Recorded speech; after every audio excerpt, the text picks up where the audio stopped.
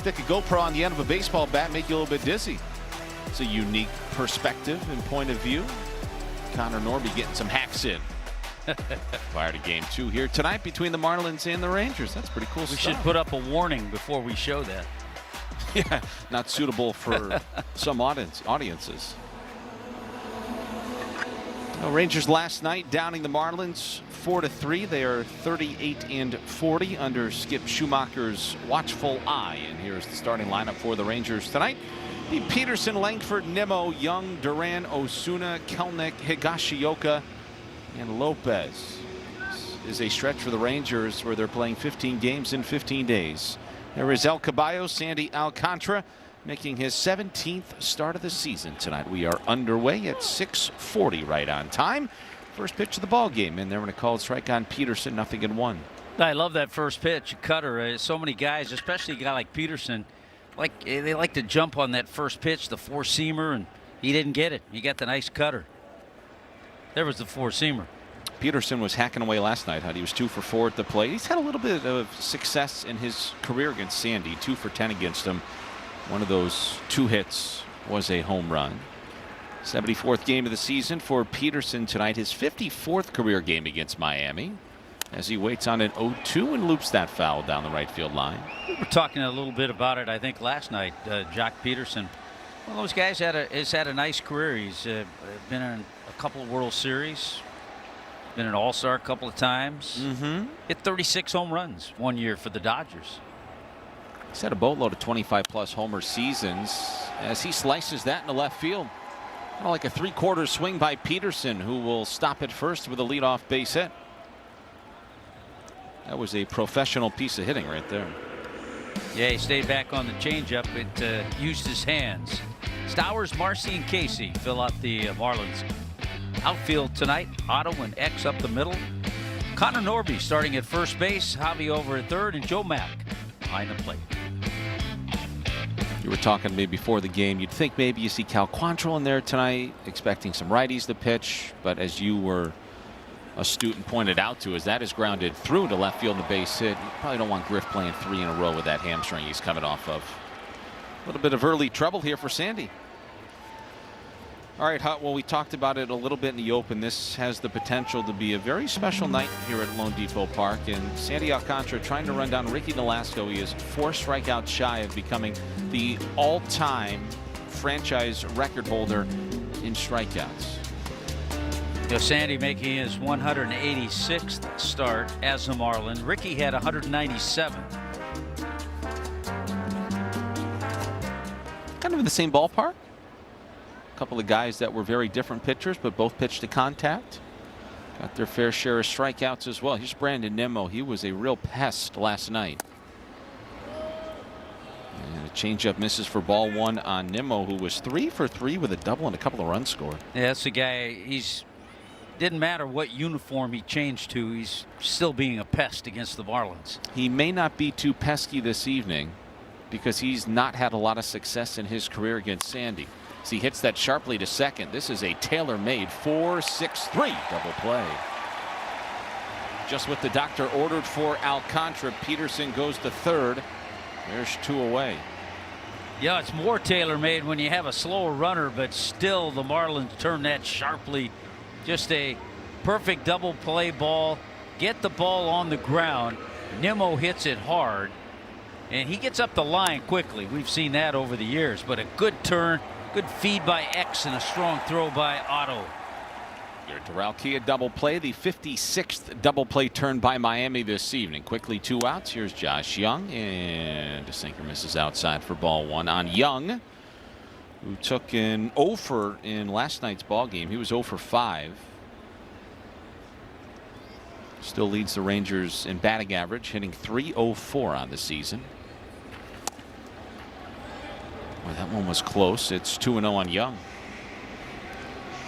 Yeah, you talked about the difference in the 2 pitchers. Sandy, a harder thrower with good sinkers, that great changeup. Now he's incorporated the sweeper a little bit more. Ricky had that good fastball. He'd cut it a little bit.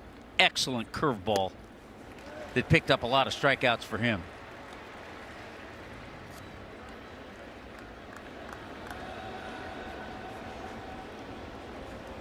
You got to listen to an interview that Steven Strom of Marlins Radio did with Ricky Nolasco. I thought it was great, and I think according to what Ricky had to say, he might be watching tonight too. With his mama back home, right? Sounds like. So that's great. He is still very close with A.J. Ramos, who is doing Marlins Radio. And couldn't have said nicer things about Sandy. Oh. 3-1 the count on Young. Peterson at third, but now there's 2 outs here in the first. That slapped foul. Count is full with Duran, the shortstop, on deck. Skip Schumacher kind of spreading out his lefties here tonight with Sandy on the mound. You got Peterson, Nimmo, Osuna, Kelnick, and Lopez. Those last 3 more towards the bottom of the order. Sandy ready with his 13th pitch of the inning. And he delivers. And the count holds at 3-2. Cutter hit foul. Yeah, he's using that cutter a lot early on. Coming into the game, it was a pitch he'd used about 14% of the time, but using it a little more early on here. It's an interesting little wrinkle here early. And another 3-2. Ball 4. First walk of the night issued by Alcantara will bring the shortstop and the right-handed hitting Ezekiel Duran to the plate. I think there's a couple things to think about when you have just, let's say, 2 or 3 pitches. Back in Sandy's Cy Young year, when he was mainly fastballs, 4-seamers, 2-seamers, changeup, slider. You know, it might not take you as long to settle in the first inning. But now that he incorporates a sweeper, a cutter, along with those others, it's a little different, I think, to settle into a ball game. Almost it makes you wonder if there will come a point where he settles himself in with the sinker in the changeup and starts to incorporate some of that secondary stuff after the first inning. Not a bad idea. As long as he gets out of the gates cleanly. He's trying to here. Now he's ahead of Duran. No balls and 2 strikes. The bottom line, though, the key for Sandy, and I thought it was a great demonstration that A.J. Ramos had on the pregame, setting it up, all the different pitches. The bottom line, he can't be in the middle of the plate. He's got to be on the corners, up, down, because when he's in the middle with most of those pitches, he's going to get hit. And that's nothing new. That's always been the case with Sandy, a guy who's a bit of a throwback in that regard. He'll pitch to contact. He wants to fill up the strike zone. But you're right, he's got to live on the corners. 1-2. Slider is popped up in the air outside of third. Javi Sanoja is over, and he's got it. Nice play by Javi Sanoja, and the Rangers leave a pair on here in the first. I'm Jay, and this is my Marlins.TV is presented by Werner, Hoffman, Gregg, and Garcia. Well, first it was Connor Norby, and then it was Griffin Conine's turn to grab that bat with the GoPro at the end of it. Oh, Javi Sanoja took it for a test drive. Isn't our crew the best, huh? What other crew in baseball is getting you this kind of access with that point? There is no other crew, and I've worked with these guys a long time. There's no other crew that does what we do.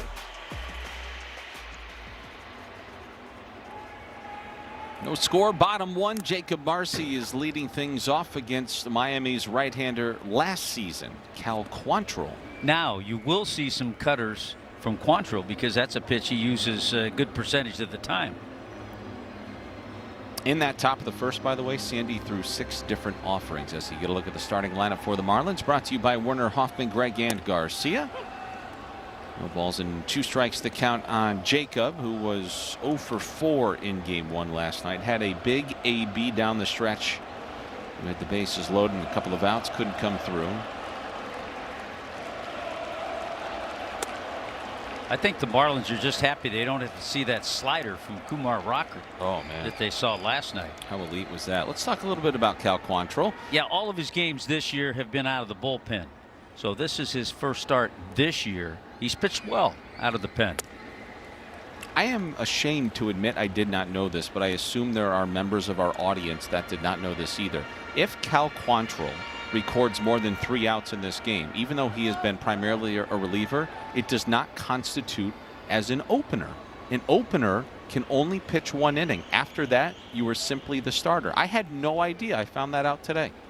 Did you know that? I just found it out a couple seconds ago. I just thought an opener was just the term used, but there's an actual kind of definition for it as Marcy hits a cutter to center. And Wyatt Langford makes the catch. There's 1 out. Well, let's give you the scouting report on the 31-year-old Cal Quantrill, former Marlin. Fish ties, yeah, member of the Marlins. We saw him on the mound. Baseball genes. Dad Paul had a terrific career, 14-year career in the major leagues, and this is his first start, as we talked about. His actual last start was last August for Atlanta in Philadelphia. August 28th of last season in Philly when he was an Atlanta Brave. This is not the first time the Marlins are seeing Cal since those two parted ways. He did come back as a member of the Braves. Otto Lopez had a couple of hits last night.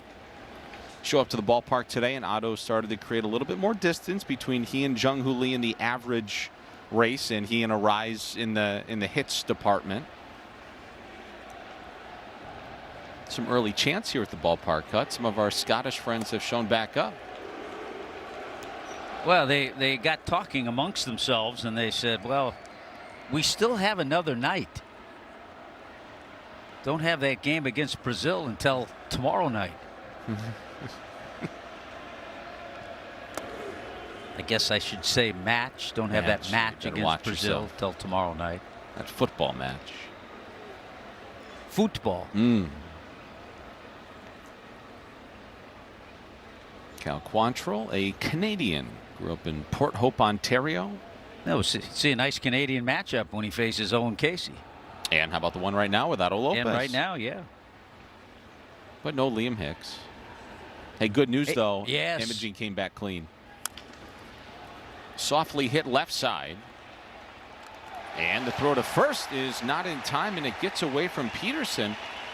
And just by seeing that with the naked eye, Hut, I'm not so sure that even if the throw was perfect, that Lopez was going to be out. Hey, he was base hit all the way. I'm going base hit all the way. Yeah. It was a above average. Would have taken above average effort to make that play. Josh Jung, a good third baseman. Absolutely. Yeah, he'd have been safe. So Josh Jung still wouldn't have gotten him. Base hit, infield base hit, another one for Otto Lopez. Boy, that felt as routine as they come. And Otto hustling created just enough. It's gotten out. Opposing teams now know that Otto Lopez and every Marlin gets up that line quickly. Absolutely. And it puts a little more pressure on infielders. Created just enough chaos, I guess maybe was the word I was looking for, and a little angst over there at third from Young. So a 1-out single by Lopez, and here is Kyle Stowers, who's had some success in his career against Quantrill. He's 2 for 4 with a triple and a homer. Speed at first, no score, bottom 1 in the pitch. Is swung on, and that sinker's lifted high in the air to left center. And there's 2 away. How about the defense tonight for the Texas Rangers?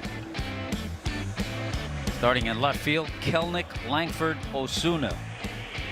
Ezekiel Duran, he's been a terrific player for them, many different positions. Nicky Lopez at second. Peterson, is at first. Josh Young over at third, and Kyle Higashioka getting a start, the veteran behind the plate.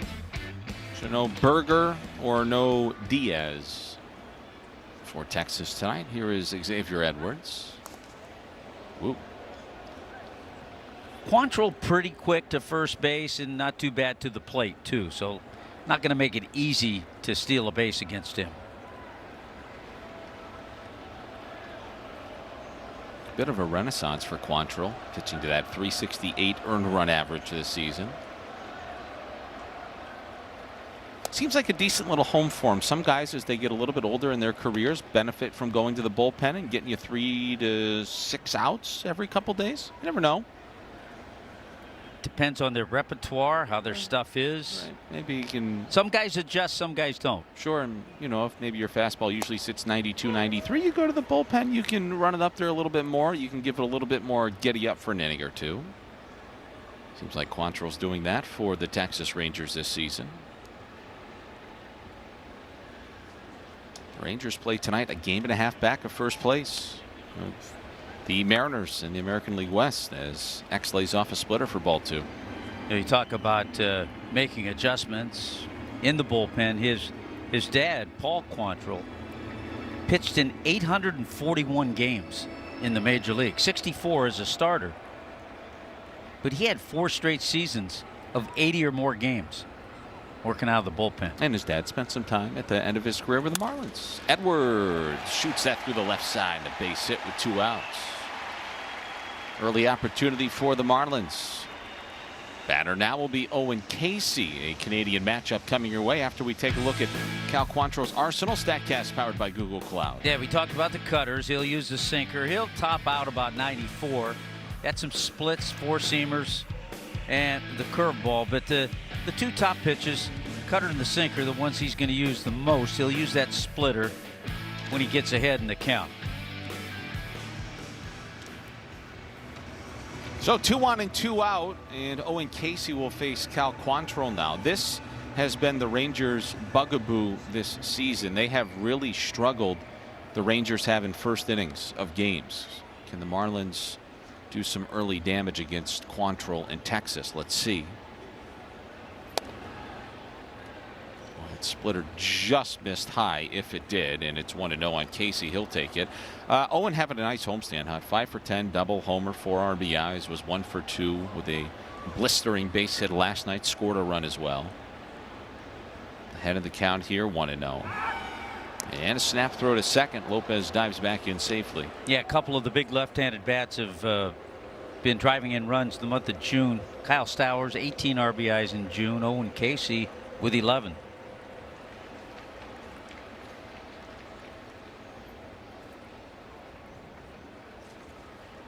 There's Kyle.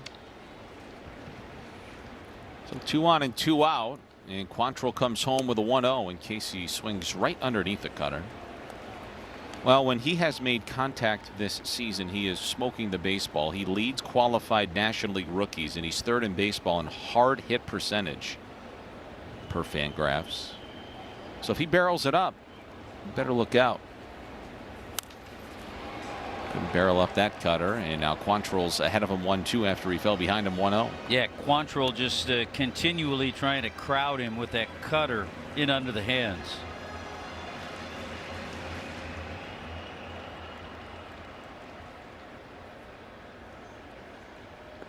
You see Lopez and Edwards at second and first. Marlins trying to strike first, and there's ball 2.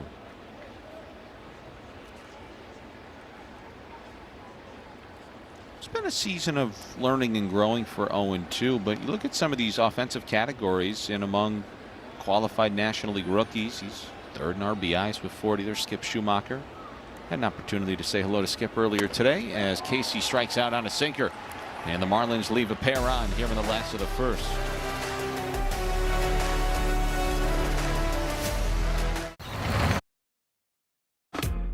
Esta transmisión de los Marlins está disponible en español.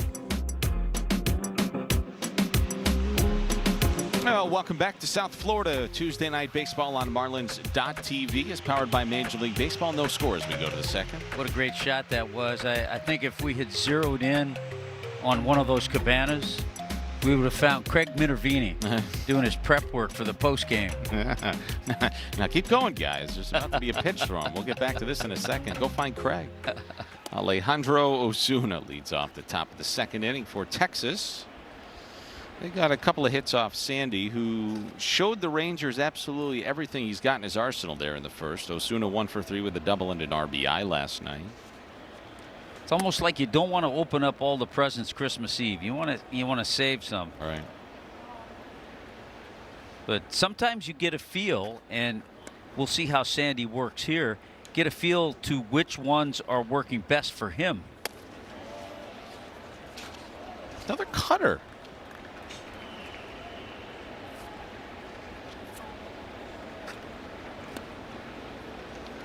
Second career start for Sandy against Texas. Oh, that'll drive you nuts right there.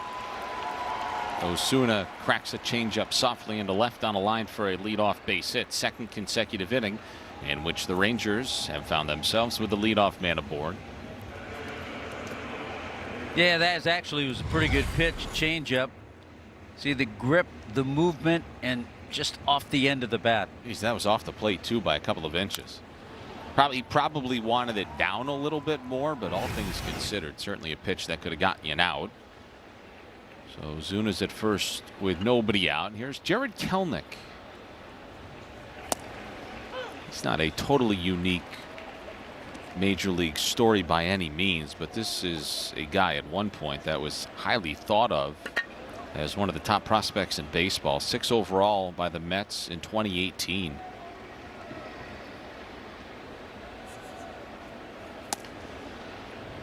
Here's ball 1 on Kelenic, who a couple of months after he was drafted, Hud, he was the crown jewel prospect traded to the Mariners in that blockbuster deal that sent Robinson, Cano, and Edwin Diaz to the New York Mets. He's had some time with Atlanta, actually where one of his better years was. You know, he's been given many opportunities. You're right. A to, lot. I mean, Seattle gave him opportunities. We have a challenge coming from Joe Mack, ABS powered by T-Mobile. Yeah, that is a ball. So Marlins lose an early challenge, and now they are left with 1 for the remainder of tonight's contest.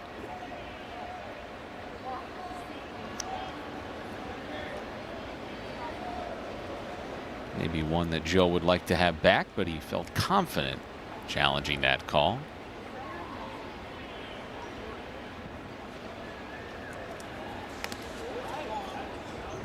Sandy checking in on Ozuna, who a couple of pitches ago was hopping off of first. I think he was trying to time up Sandy, maybe try to swipe it back.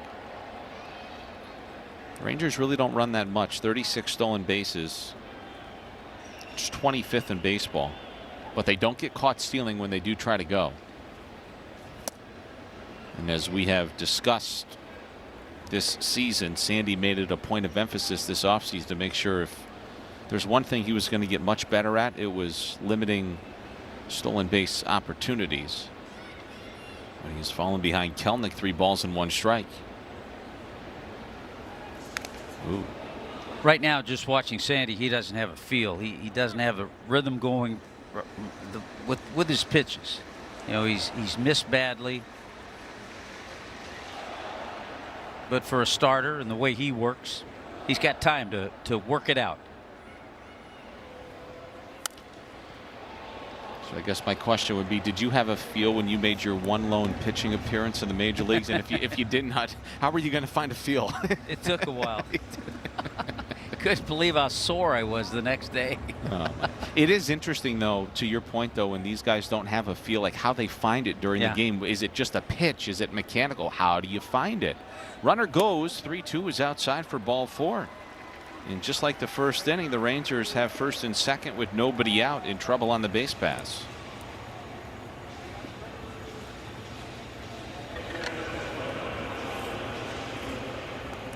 See if Skip maybe thinks about bunting with Kyle Higashioka coming to the plate. Clayton McCullough looking on. Higashioka did not draw the assignment in game 1.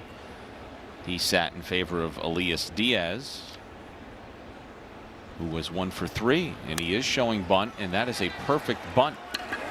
Oh no, and nobody's at first, and the bases are loaded. Somebody caught sleeping. Well, if you're playing first base right here, you have to look at the hitter and assume, watch Norby, watch Higashioka, stay there, because you got to realize where X is playing. There's no way Xavier Edwards is going to get over to first base if you know where he's playing. So as soon as you see that ball hit on the ground, you got to get back to first base. Those are the little things that guys who don't play a lot of first base have to learn. It's easy to scoop balls, catch the ball, be in position for a cutoff man, but there are plays like that don't come around all that often. Now Sandy and the Marlins have to find a way to limit the damage. Sandy will work out of the windup, and Clayton will pull his infield in. Nicky Lopez is batting. And Nicky hits 1 foul. So Sandy has faced 8 batters in this game. 6 of those 8 batters faced to date have reached base. He did get himself a big time double play ball in the first. There's the Lopez numbers with the bases loaded in his career. Osuna's at third, Kelnick at second, Higashioka at first after the bunt base hit. And again, the infield is in. As Alcantara winds up and fires an 0-1, and that is hit foul, 0-2. The other thing we haven't seen a lot of is we haven't seen many swings and misses. And that's what Sandy needs right here, swing and a miss and a strikeout. Yeah, he's 4 shy of becoming the franchise's new all-time strikeout leader, and he could certainly benefit from a swing and a miss or a strikeout looking right here. We got Peterson on deck. The 0-2 to Lopez. Chopper to first. Norby's got it. It bounces out of his glove. His only play is at first. And there's a run-scoring ground out for Nicky Lopez, and the Rangers lead 1-0. And just by getting a look at it, I think Connor was going to try to come home if he fielded it cleanly. I think he might have had a play. Yep. Wouldn't have been an easy play. But to get high in the air. Oh yeah. You know, these are all things you leave yourself open for when you play the infield in. Might have jumped a little too soon, but he at least was able to regroup and get the out. Rangers strike first again. Here's Peterson. Second inning, and already the second time through the order for Alcantara. Jock singled in the first, batting .236 on the year. And around a league average OPS. Infield remains in. Good sweeper, 1-1.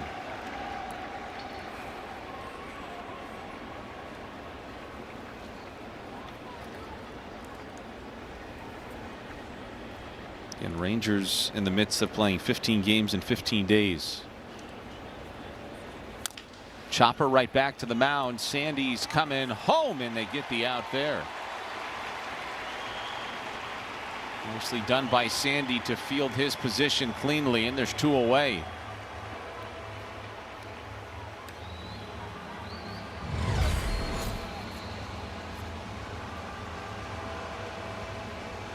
Nicely done.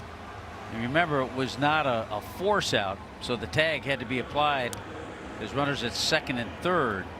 So good job all around. Good release by Sandy to get that out, and a good tag by Joe Mack.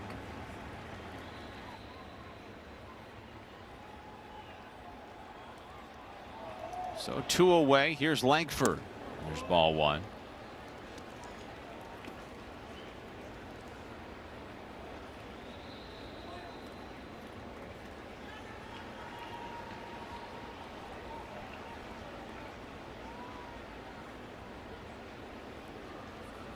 Swing and a miss. 1 ball, 1 strike. This is where for Sandy to get out of this this jam, giving up just the 1 run is a victory, is a small victory.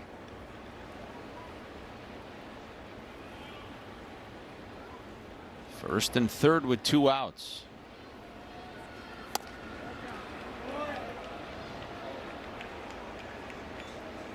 Another cutter.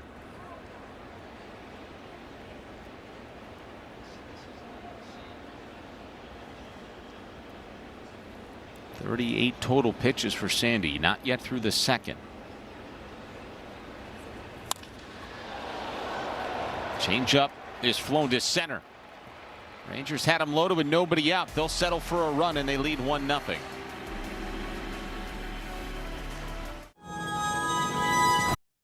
Otto Lopez leading the sport in batting average right now. What a great start for Otto Lopez. Oh no! Get out of here! And then there's automatic again. He's the first major leaguer to 100 hits this year. Being in the All-Star game, it's a dream.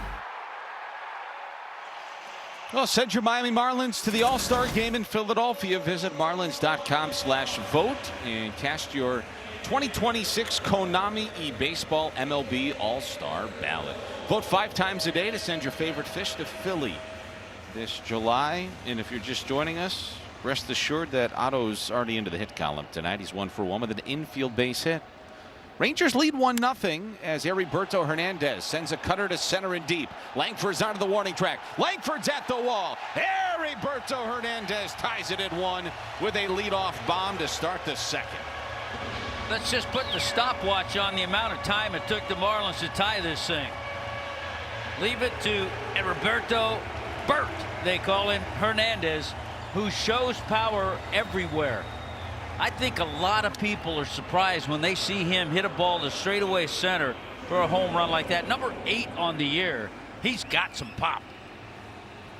I was surprised, probably shouldn't be. That ball was smoked, full-blown extension. And Hernandez sent that 416 feet dead into the bushes in center field. Watch his swing. Well, he got that signature cutter out over the plate. He doesn't roll over on it, stays back, and launches it. And now Joe Mack sends this to center. Langford's retreating, and he's got it onto the warning track. One away. It's another look as that ball was launched high in the air. All you got to do is watch the center fielder, Wyatt Langford. He runs out of room. The ball finds the berm. And another Marlins home run for healthcare brought to you by Leon Medical Centers. Each Marlins homer this year means a donation to the League Against Cancer, delivering free care in South Florida. 6th home run for Bert in June. Talked about the different players that have had hot Junes. He's one of them. Well, we've talked so much about how good he has looked. There's the baseball since he returned from AAA Jacksonville.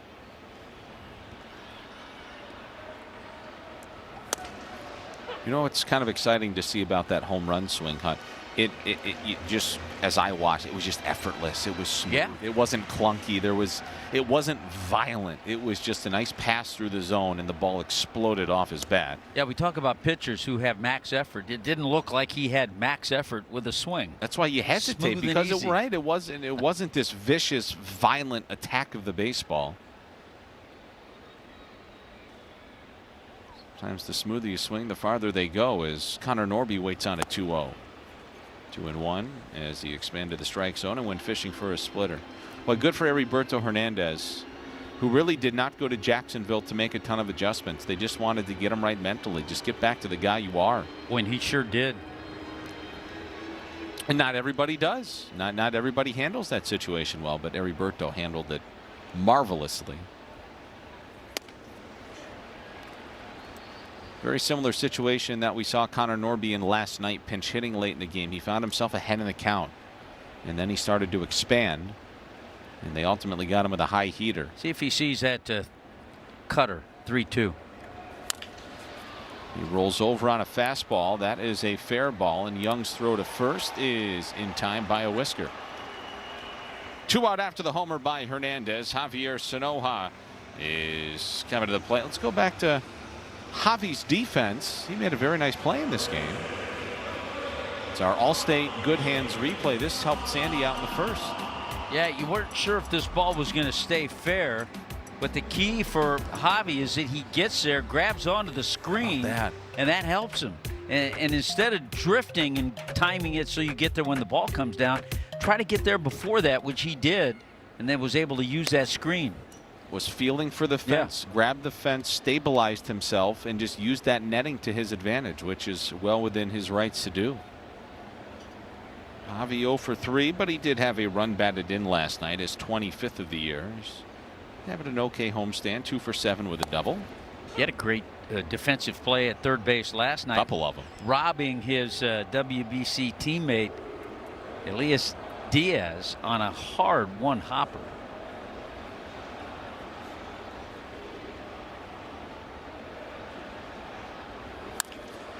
Swinging a line shot into center. Langford's coming on, got a terrific jump into a slide, makes the catch. A leadoff homer by Heriberto Hernandez here in the bottom of the second inning has tied this game at 1. It was smooth, it was effortless, and it was sent to dead center. 1-1 after 2.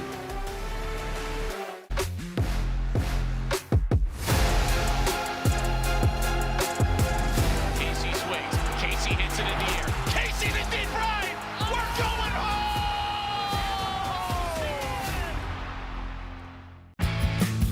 Here at Lone Depot Park, your scoreboard brought to you by Warner Hoffman, Greg, and Garcia. Rangers and the Marlins tied 1 here in game 2 of a 3-game series.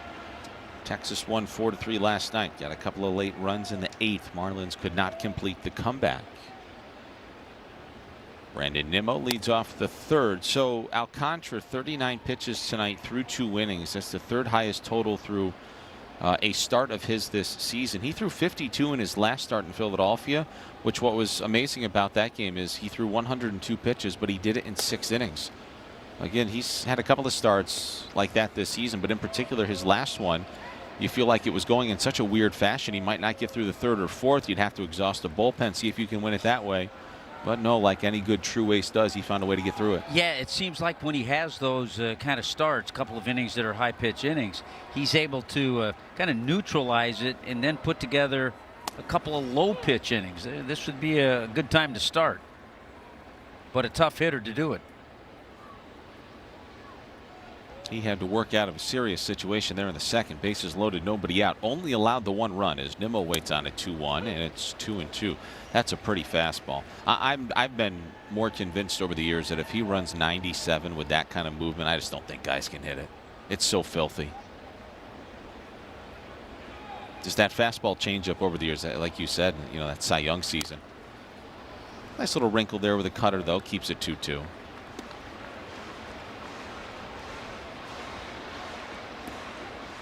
Brandon Nimmo bounced into a double play in the first. He is now 5 for 38 lifetime against Sandy. And I promise you, he knew about that when he was on the bus coming to the ballpark today. Another 2-2. Oh, baby. If Marlins had 2 challenges, you might take a shot there. It might have had that bottom rail. Yeah, you just can't take that chance now. Right.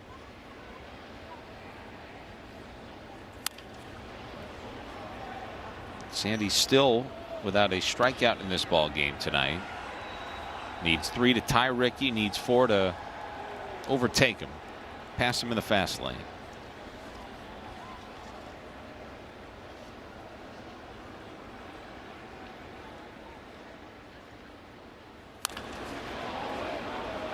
Rangers tonight with a win are trying to win 3 consecutive games for the first time since late May, early June. And Nimmo putting up a good fight here in the third. Bunch of sinkers, couple of fastballs, some sweepers, and pitch 9. You guys talked about it on the road. Sandy's first ever strikeout when he was pitching for St. Louis was in San Francisco against Buster Posey. His first strikeout as a Marlin was in June 29th in 2018 against the Mets pitcher Corey Oswalt. Remember that? That's when pitchers hit. When we were talking with Sandy about his first career strikeout, we did so when we were in San Francisco. I'm not sure we're permitted. He had a nice shot of Posey, too. Yes, and I'm not sure we're permitted to run back the interview because that's when Sandy was telling us that ball was taken by his brother to play toss with, and he said a naughty word on there. We cannot repeat. And Sandy wins this battle with a good changeup to strike out Nimmo. That's his first strikeout of the ball game. Now there's that power changeup. He has that thing working. It's in the low 90s. You put that together, you match it with the moving fastball, the sinkers and 4 seamers. It's a good battle though by Nimmo. 999 career strikeouts with the Marlins for Sandy. 3 to go. 2 to tie, 3 to go. The countdown is on.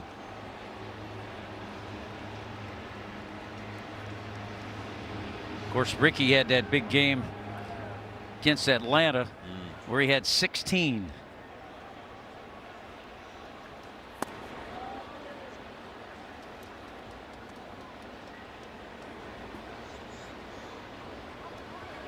Got to look back. I believe he had 8 or 9 in a row. I think you're right. At one point.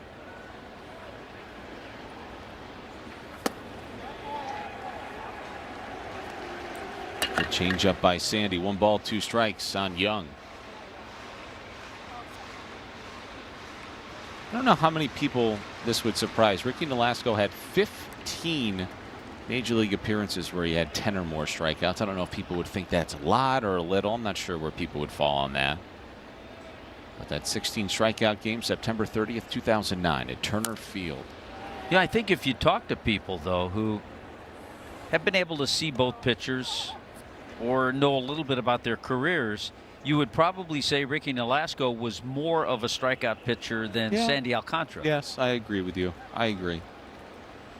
Marlins won that 16 strikeout game by Ricky 5-4 in 2009.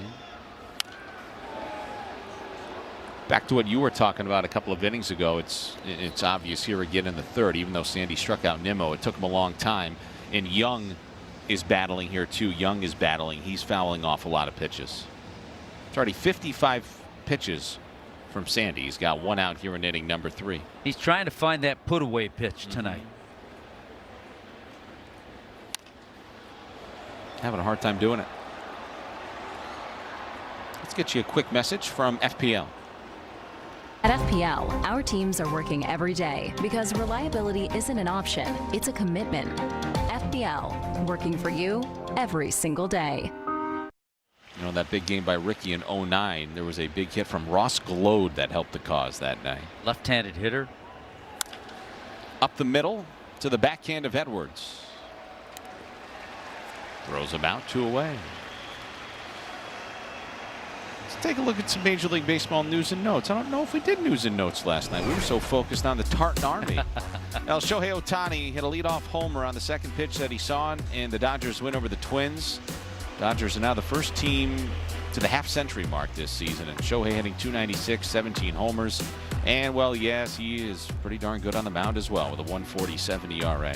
And you know what? In that game against the Twins, Byron Buxton homered for the Twins, leading off in the bottom of the first. Yeah, I saw that. So that tied in, and I believe Shohei is going to pitch in that series. And talk about the halfway point. You know what? Tomorrow's game, number 81.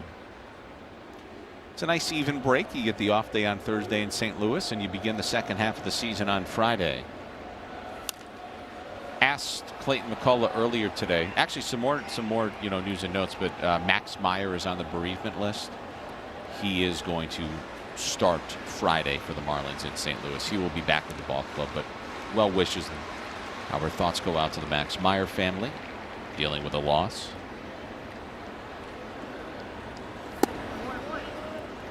So that's coming up on Friday, and tomorrow's starter has finally been announced from Clayton McCullough. Yuri Perez will go opposite of Jacob deGrom, and our coverage will begin with breakfast at 11:45 tomorrow morning. Bouncer left side. Nice hop for Lopez, whose strong throw to first is picked by Connor Norby. Nicely done, Otto. In a very tidy top of the third inning for Sandy Alcantara. Rangers will think about taking a look. They will wave off any potential challenge. Still 1-1 after 2.5.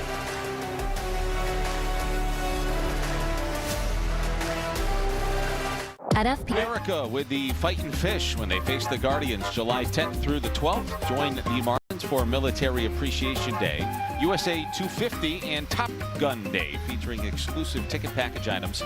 Plus, enjoy food and drink specials all weekend long. Get your tickets at marlins.com/tickets. Welcome to the ballpark, man. Marlins are playing well. Been a lot of fun to watch. And the summer is heating up, and it's just getting started here at Lone Depot. Well, hopefully this relief appearance for the Rangers is not similar to what we saw from Kumar Rocker, who was excellent yesterday. This is Jose Corniel, who takes over for Cal Quantrill, who worked 2 innings for the Rangers tonight. Corniel celebrated his 23rd birthday yesterday. He's got 1 previous big league appearance. It was on the final day of last year. It's always good when a kid comes up and he's pitched well lately, which he has his last couple of starts.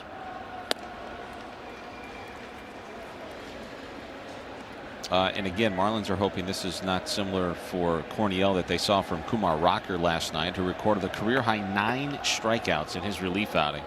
Just the 5th time in Rangers history that had been done. And a good start for the Marlins here in the last of the third as Jacob Marcy draws a leadoff walk. Let's go downstairs and check in with the third member of our broadcast crew tonight, Craig Mish. Hey, Craig. Thanks very much, Kyle. And of course, Otto Lopez. You can still vote for him right now.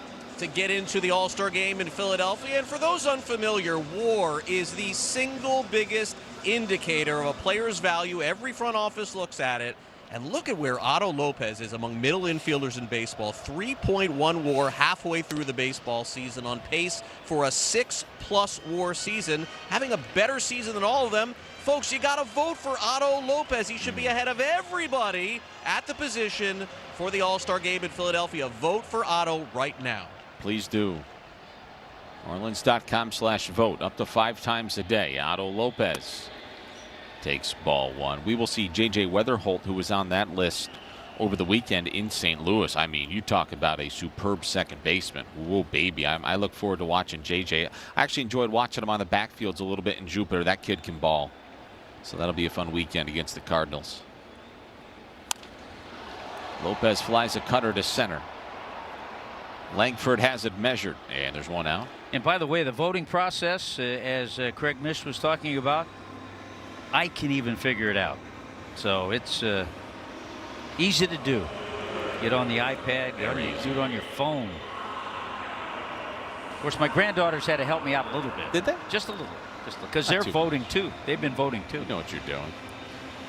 Let's take a look at tonight's youth player of the ball game, and our youth player is Elias, who plays for Team Brewers down here in Miami. And Elias loves playing music and spending time with his family. His favorite Marlin, Kyle Stowers, who yanks that into the right field corner. In pursuit, Ozuna, that hops over the wall, and that is an automatic double for Kyle Stowers. Marcy can walk to third. Stowers with another extra base hit. He had one in game 1. He's got an extra base hit in his second trip to the plate tonight. Well, we talked about the way he's been hitting all this month, and then even the last 5 games with that base hit, near 400 now. Just finds that little opening. If the ball rattles around, Otto has a chance to score. But because it found that opening, got out of the ballpark, automatic double. Second and third with one away.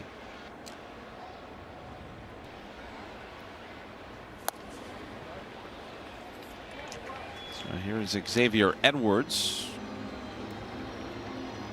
Came up empty on that changeup from Corniel. He is the Rangers' 4th ranked prospect according to MLB Pipeline, acquired from the Mariners back in December of 2020 in a deal for Rafael Montero. 14th double of the season for Stowers. Corniel's nickname is the Wolf because he quietly attacks opposing hitters, they say. It has been all but quiet for the Marlins offense here in inning number 3 as Edwards checks his swing on a changeup. By the way, a couple of things. It was good to see X get that triple last night. He'd gone about 20 games without an extra base hit. And it was also, I think, even better to see him get his base hit tonight, because you almost get the feeling it's about to happen again. Nice little streak for Xavier. He pops this up. Shallow left. Making the catch is Duran, and Marcy will have to hold at third. Not the AB Edwards was looking for there. We remain tied at 1, and now Owen Casey will get a shot. Well, time now for our Blue Moon bright spot of the ball game here tonight. These are some terrific names. How about the most runs batted in before July 1st among Marlins rookies in team history? Look at Casey, smack dab in the middle and behind Ugla and Jacobs. That is some great names. Mike Jacobs, Orestes Destrada. Almost hit him. Jake could rake. Very sweet, swinging, power hitting lefty first baseman. 2-0 on Casey.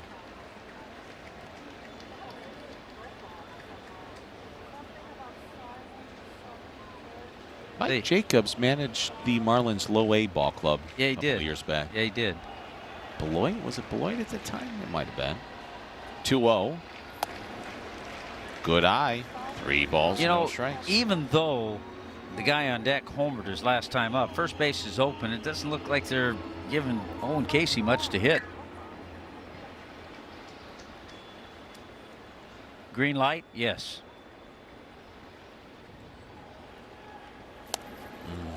He threw him a 3-0 changeup.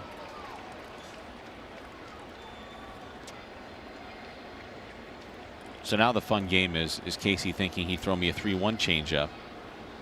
And now is Corniel and the Rangers thinking, well, we better dial it up with a heater. A cutter. That moved away from him, did it not? It was maybe a backup cutter. Kind of like a backup slider. It looked more like a two-seam fastball. From 3-0 to 3-2, Marcy breaks down the line. Corniel delivers.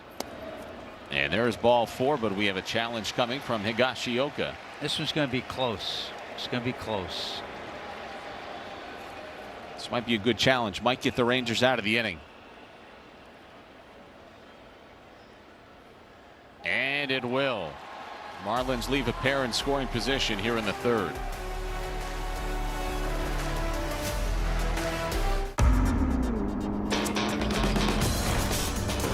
Brought to you by FPL. We had 20,008 here at the ballpark last night.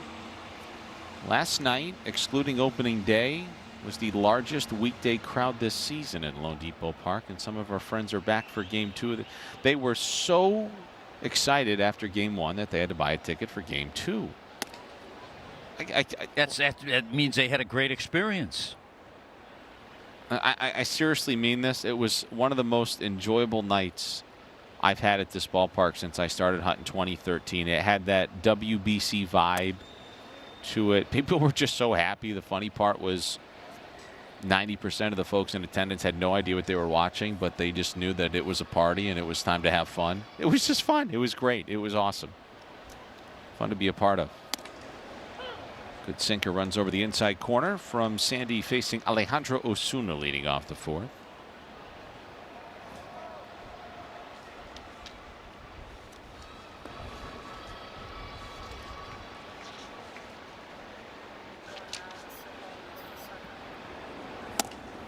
And that one missed. Osuna's in his 2nd season. He tore up spring training. He's one of the few guys, you don't see many of these every year, but they literally played their way onto the roster with an excellent spring training. And he's got himself a single to center to start the 4th. And now a message from Doral Kia. Take advantage of a pricito now on all of your favorite new Kia models. Like a new Kia K5, Sportage, Sorento, Soul, and more. Yeah, Osuna had that big base hit last night. Yeah, he did. Drove in a run. That was in the 9th inning, in the 8th inning. He had never faced Sandy Alcantara before, and he's 2 for 2 tonight. So here is Jared Kelenic again. He walked back in the 2nd. Batting .228 this season. He's already with his 2nd organization as Kelenic this season as he flies this one to left. Kyle Stowers making his 29th start of the season at left field tonight. Plays it back in quickly. Osuna bluffs it first. He'll hold. That's one of those plays you need some communication. If you're Kyle Stowers, guys have to let him know that Osuna went back to first base to tag up. So when you catch that, you got to release in a hurry, make a good throw to second base, which he did. Make sure you stream Marlins baseball all season long. Come hang out with us on Marlins.tv. Here's Higashioka, the catcher. I love stories like this guy. Drafted by the Yankees in the 7th round, so not a terribly high draft pick. He spent nearly a decade grinding through the minor leagues. A guy in the last dozen years or so that comes to mind for the Marlins. How about an Ed Lucas out of Dartmouth who grinded his way through the minor leagues? He's still in pro ball, by the way. Osuna takes off. This is grounded to shortstop. Oh, a quick flip to second. They don't get the out there, but Higashioka's out at first. Little surprised Lopez would flip that ball to Edwards. Osuna was nearly sitting on top of the bag. But because Higashioka lacks a lot of speed, the Marlins get a putout that goes 6-4-3, and they only get one. Well, exactly, and that's why Skip Schumacher had Osuna on the move. He knows that Higashioka's a double play possibility. Yeah, a little surprised he did that because you could see that the runner was on the move. But a heads-up play by X. Yes, very much so. You could totally understand if that were to catch a second baseman by surprise, knowing, well, we don't have an out here. Why are you flipping it to me? And then you don't know what to do with it after that. Edwards played it just like he would a double play. So Marlins get their second out of the inning. It's the 20th foul ball off Sandy in this game. Ozuna running, they do stay out of the double play. So here's Lopez, who grounded out and collected an RBI with the bases loaded in the second. Takes outside for ball one. A few years ago, 2021, Nicky Lopez was solid with the Kansas City Royals, played in over 150 games, hit 300, had 22 stolen bases. A fifth-round pick in 2016 out of Creighton University. He was a Creighton Blue Jay. Known more primarily for their college basketball program there at Creighton. Yeah, you're right. This 2021 was good. So he spent some time in Kansas City. Was traded to the Braves at the deadline in 23. Moved again that offseason to the White Sox as part of a package for the old lefty reliever Aaron Bummer.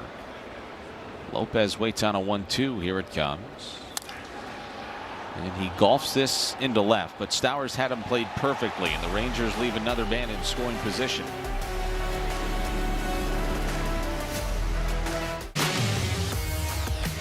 Celebrate Military Appreciation Night with the Marlins, and you can join us on Friday, July 10th at 7:10 when the Marlins take on the Guardians. And get yourself an exclusive Military Appreciation jersey with your ticket package. Brought to you by Werner, Hoffman, Gregg, and Garcia, South Florida's injury law firm. Get your tickets at marlins.com/military. I've got a Kansas City Royals polo on. We're just talking about the Royals with Nicky Lopez. Bottom four, we are tied at 1. Marlins.tv, powered by Major League Baseball. And Heriberto Hernandez powered one out of the ballpark. Leading off the second, hit a bomb off of Cal Quantrill, who went 2 innings, allowed a run, earned 3 hits, no walks, and a strikeout.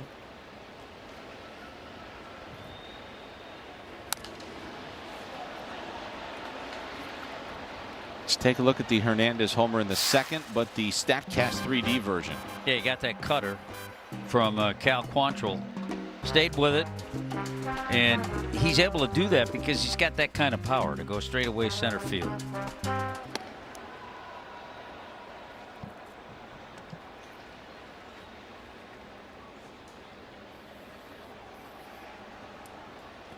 So 8 homers on the season now for Hernandez. Well, he was fooled by that Corniel sweeper. He was bailing on that pitch, but he stays alive. You know what they say about Corniel? It's not as pronounced, but his signature delivery is of the drop and drive variety, which was obviously mastered back in the day. Yeah, years ago by Tom Seaver. Yeah, years ago the Mets made a real business out of drafting drop and drive pitchers. They had a lot of guys pitch the same way. Of course, the best, Tom Seaver. Hernandez got underneath that fastball, sends it into shallow left. Duran wants it. He's got it. There's one out as we go back downstairs to Craig.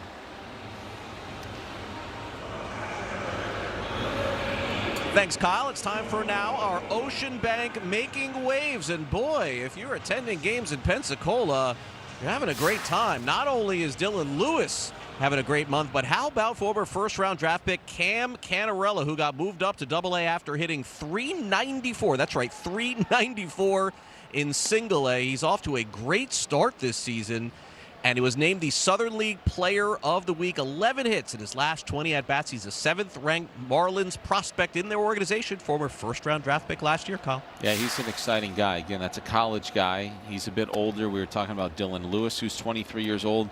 If you hit your way through Double-A, you're going to get yourself a quick promotion to Triple-A, and then obviously you're a knock on the door away. And a big league name.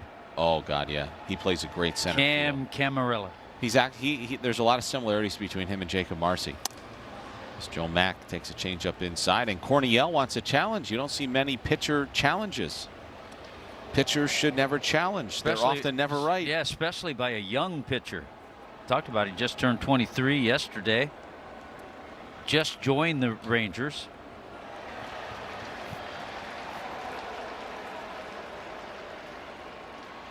I wonder how many teams have given the edict to their pitchers, you're just not allowed to do it. Quite a few. Just stop.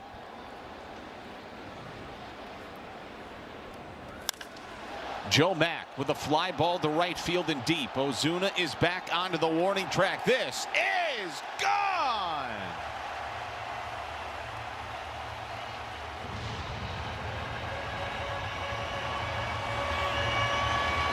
And Joe Mack has given the Marlins the lead here in the bottom of the fourth.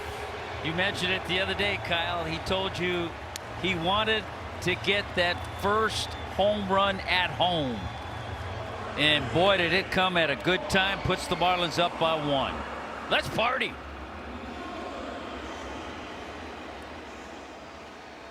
Ozuna in right was fading back on that ball, almost appearing as if he thought he had a chance. He had no shot. Traveled 395 feet into that right field bullpen. Here's the look at the swing. Boy, that's a powerful, solid swing. There's no question in my mind, Joe Mack's the kind of young catcher, given the amount of games he catches, that he certainly can be a 15 to 20 home run guy. Here is Connor Norby after the go-ahead homer by Mack. I'll tell you, thinking about that, Hut, if you get 15 to 20 homers from that kid and he catches the way he does, he'll be one of the better catchers in baseball. He'll be an all-star. Yes, he will. Another Marlins home run for healthcare brought to you by Leon Medical Centers. Each Marlins homer this year means a donation to the League Against Cancer, delivering free care in South Florida. As Connor Norby takes inside for ball 2. We have another challenge. This is a Rangers challenge. This was initiated by Higashioka. If he's wrong, they are out. Oh, he's right. And Connor Norby strikes out on a fastball. So that was a good challenge. But Corniel's sequence of events was not good. He challenged the pitch. He was wrong. And his next offering was served up into the bullpen by Joe. Well, Craig was talking about Joe in the month of June, and these are his updated numbers. He's hitting over 300 with 4 homers, 11 RBI. Look at the OPS. Yeah, look at the OPS. Up near 1,000. Oh, Javi hit that ball a couple of times. You could very faintly, it was not in focus when Joe hit the ball. You could see Skip Schumacher in the background slap his knee. He's probably thinking to himself, you just blew a challenge, and now you give up the go-ahead homer.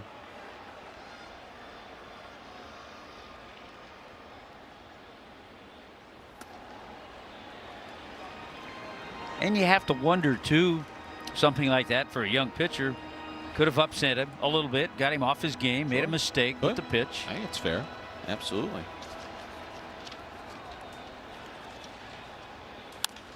That is driven to right. Ozuna is working back with room, and the inning is over. But Joe Mack has given the Marlins the lead here in the last of the fourth. His 4th homer in the show. It's his first here at home. And Joe gives Miami a 2-1 advantage as we head to the 5th.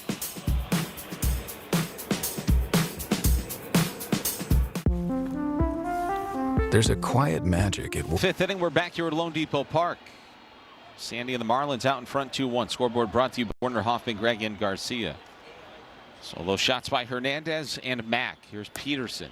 3rd time through the order now for Sandy facing these Rangers. Marlins play tonight 26-17 here at home this season, which is tied for the most home wins in Major League Baseball with the Dodgers and the Rays. This is popped up. I think the Rays are happy this year that they're back at the Trop. Well, students, if you want to score major deals, you could sign up for Marlins University, presented by Celsius. Get verified in seconds using your .edu email. and unlock exclusive student-only ticket offer starting at $5. Sign up now at marlins.com/student. Yes, I do indeed believe you're correct. I think the Rays are happy to be back home, although maybe not tonight. They are trailing 6-1 as they go to the top of the 5th. The Dodgers are on the road, so if the Marlins win, they'll be 10 over at home, and they will have the most home wins in Major League Baseball. You were talking last night about Wyatt Langford and the career he had in Florida as a Gator. The interesting thing about that, I liked it. At his junior year, got drafted in the first round. He went out and played right away, and in 44 games, amazing, in the minor leagues, A-ball, AA, and AAA, he had a combined 360 with 10 home runs. So he didn't waste any time. And there is strike 3 called on Langford. Took a sinker all the way. That is strikeout number 2 for Sandy. 1 shy of tying Ricky and 2 away from taking the lead, and that is the 1,000th career strikeout with the Marlins for Alcantara. Boy, this is a good 2-seamer. Nice movement, brings it back in the zone, freezes Langford.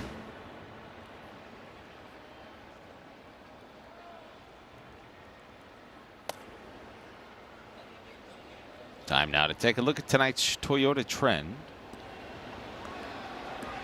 Sandy with a couple of strikeouts, most wins at Lone Depot Park among starters in the history of Lone Depot Park. Sandy and Jose tied at the top with 29. So what a night it would be if Sandy achieves the ultimate goal of surpassing Ricky for the all-time strikeout leader, and maybe just get that additional win to boot and knock off a couple of records, I guess you could say.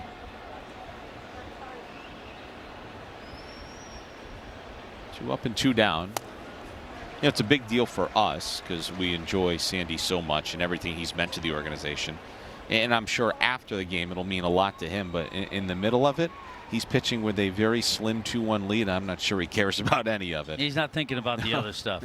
Let us do the thinking, as the count now is 2-2 on Nimmo. Yeah, let the 2 idiots upstairs talk about that. You know, that's a perfect way to put it, actually. Couldn't have said it better myself. Sandy 1 strikeout shy of tying Ricky, 2 away from surpassing him. Johnson, Willis, Burnett, Alcantara, and Nolasco. Wow, 2-2.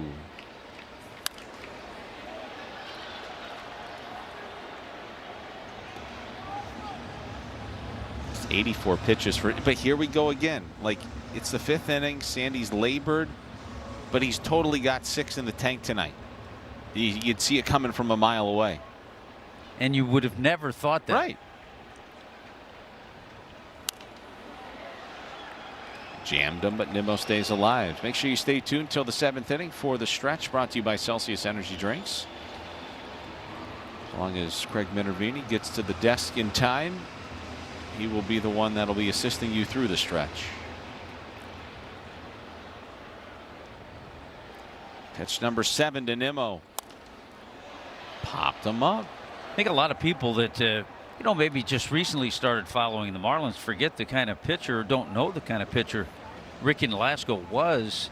6 times he won double figures in wins as a Marlin. 81 and 72 was his record. Won 114 games in his career. Got him, and he's tied with Ricky.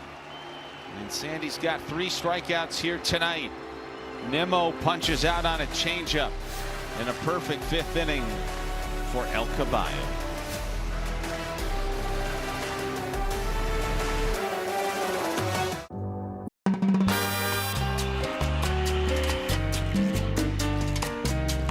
With the most career strikeouts in Marlins history, Sandy is now tied with Ricky. And Marcy flies this in the air outside of 3rd. Young will give it a look, but it's going to bounce up into the 17th row, seat 6. Well, the utmost importance here tonight, Marlins trying to get back into the win column here at home. They saw their franchise record here at Lone Depot Park, 8-game home winning streak, snapped last night. But you know what? This is where good teams thrive in the summer, right? You win a bunch, you drop a hard battle last night, bounce back in game 2, get yourself a win. Give yourself a chance to win the series. Win that series. That's what Clayton preaches.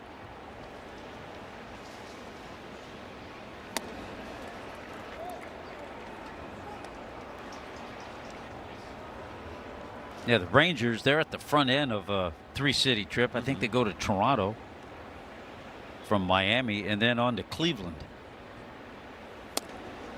Seems like a nice trip. Easy flight. Toronto's like dead due north of Miami. And Cleveland's not far from Toronto, so that's an easy trip. I think Nelly said when he was with the Yankees, they used the bus. And there's ball 4 to Jacob. He's on base for the second time tonight. He's 0 for 1 at the plate, but he's drawn a couple of walks, which is encouraging to see. Well, earlier today, the Marlins hosted the baseball fantasy camp for kids. They welcomed youth with physical and intellectual challenges for a day of baseball fun at Lone Depot Park and instruction on the big league diamond. Participants rotated through some stations. They focused on baseball fundamentals, including hitting and throwing and fielding, and even a little base running as well. Yeah, look at that. I saw Clayton and his kids out there. What a rewarding experience for them. Clayton and Otto Lopez showing up to hang out with those kids was very special. That's a really nice gesture. You know, these guys work so darn hard. They're at the ballpark 12 hours a day. But, you know, it's nice to see Hut. They recognize, and all these guys do, but Clayton and Otto out there today, they recognize the importance of giving back to the community and those that might be less fortunate. They know their positions. They know the positions they're in. And, yeah, they know what it means to give back, which is great. So Lopez facing Corniel with Marcy at first. Otto was kind of taking that pitch all the way. I think he might have been thinking that Marcy was going to take off. So then that would make you wonder if somebody might have missed the sign.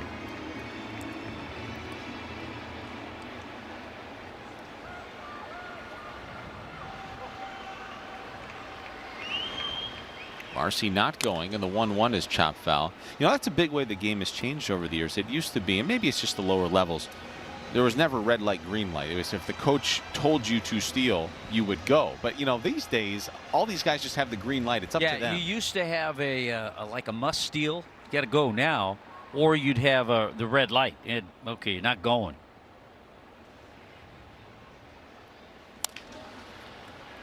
Ground ball hit softly towards shortstop. They get an out at second, and the return throw to first certainly not in time. Lopez bounces into a fielder's choice. There's one away now with Stowers coming to the plate.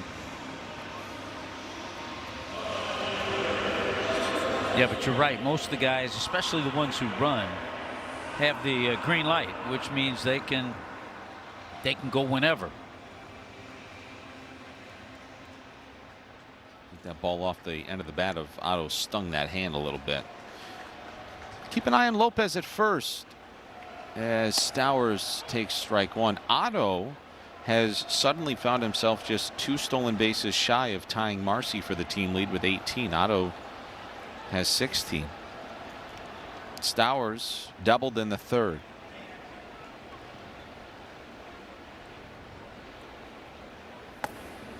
Check the swing on a changeup. So Otto with that discussion with Marlins first base coach Craig Driver. It's a great bit. I believe I saw when you guys were on the road how Craig has 3 or 4 different oven mitts. Yeah. And one in each pocket. He knows whose is who, and so he knows which one to grab and give to Otto. Bounce foul outside of first. There you go. He even got the one tucked in directly in the back. But he's already given the one to Otto. So there you go. So a lot goes into preparation. Yeah, and I think the guy who's at the plate might go in the belt, if I recall. Stowers takes ball 2. Would love to find out if Stowers gets the first. You know, Clayton never takes any credit for anything, which I hate because I think he's done a great job. He was giving a lot of praise to Craig Driver the other day. He was doing an interview just about how well he's done with the base running. And let's see, yesterday it was Carson, because I was asking him about, you know, how do you unselfishly get a bunch of young guys who want to put up big numbers to be unselfish. And he was like, well, I give Carson Vitale a lot of credit. I think it's Stowers. Maybe he's got his own. He's got his own. Yeah. Some guys have their own. He's got a license to carry. 2-2. Ooh. Good cutter. Strikes him out looking.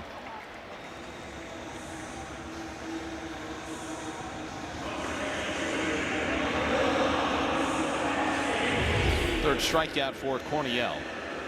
Yeah, I think this kind of froze Kyle. His cutter is pretty much middle of the plate. Good pitch to hit. Sometimes you just freeze.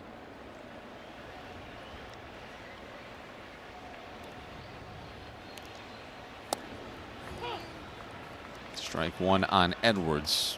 Famous last words. But Sandy's giving you 5. He's going to try to give it a go here in the 6th inning because there's no activity in the bullpen. But it's been amazing this year, as good as the Marlins bullpen has been. You get to the 5th or 6th inning, even if it's a 1-run lead, Hut, you feel really good about winning these games.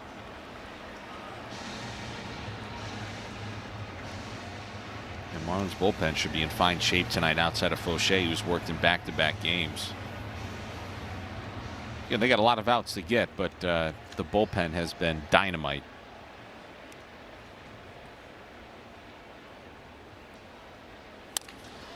Ground ball up the middle. It's got eyeballs and it rolls into shallow center. Lopez hustling to third. And he'll stop there. A 2-out single for Edwards. Second hit of the ball game for X. You could kind of see it coming. We talked about it earlier that X had a stretch there with the average dipped a little bit, but starting to put together good swings. And I have to believe some of that. He's not going to complain about it. It had to do with that thumb. Yeah, it was bothering him a little bit. Hey, you take into consideration what he's done here tonight, and all of a sudden he's got himself a nice little homestand going, Hunt. He is 5 for 14. And now 4 for 6 in this series. Jordan Teagues, the pitching coach, is out to chat with Corniel.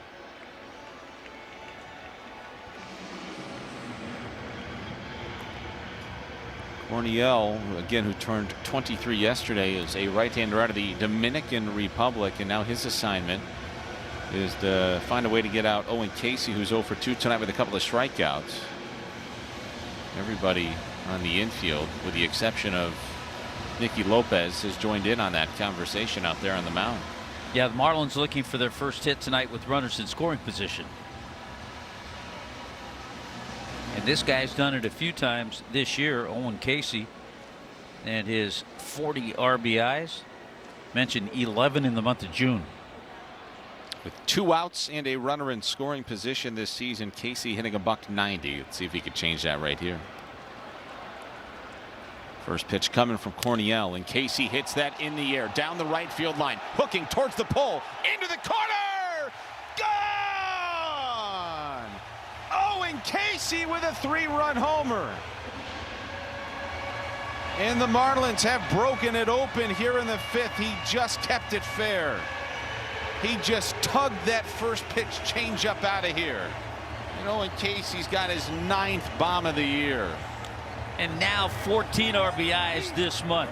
Boy, you love to see when a guy has power the way Owen Casey does. He might have even gotten fooled a little bit on that changeup. He did. The front side was out a little bit, but the hand stayed back. And when the hands stay back and you're as strong as he is, you flip it at the ball, and just like he did, flipped it down the right field line out of the ballpark. So 3 homers by the Marlins here tonight. They lead 5-1. A little bit out front. Flip it with the hands, keep it fair. That's how strong he is. And send it deep. That's exactly right. Watch Otto. He knew it. That'll work.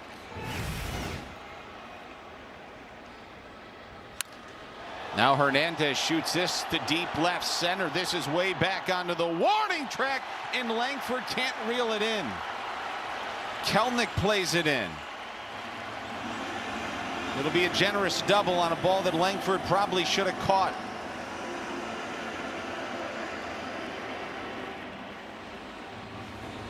Yeah, a guy who's a pretty good center fielder too, and is used to patrolling the territory out there. He's there. He just kind of closed the glove, whiffed on it a little bit.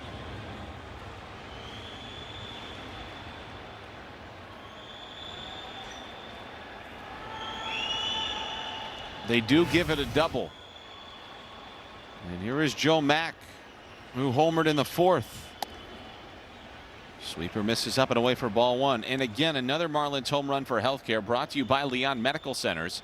Each Marlins homer means a donation to the League Against Cancer, delivering free care in South Florida. First it was Heriberto, then it was Mack, and then it was Casey with a 3-run blast, a big jolt. This kind of goes along with the way the ball club's played in June. You know, there have been some games where all of a sudden they'll pull up three home runs. There's some games with no home runs where they'll win 2-1. So they've done it in many, many different ways. So they're playing their 20th game this month. If you account for the 3 homers tonight, that's 26 home runs through 20 games, after they totaled 23 homers in 29 games in May. So you will certainly take the power when you can get it. The Marlins are doing that here tonight.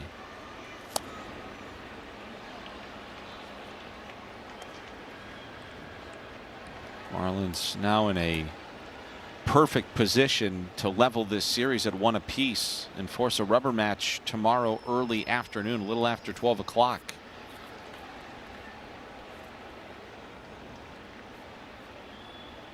It'll be a big matchup. Good pitching matchup. Good pitching matchup.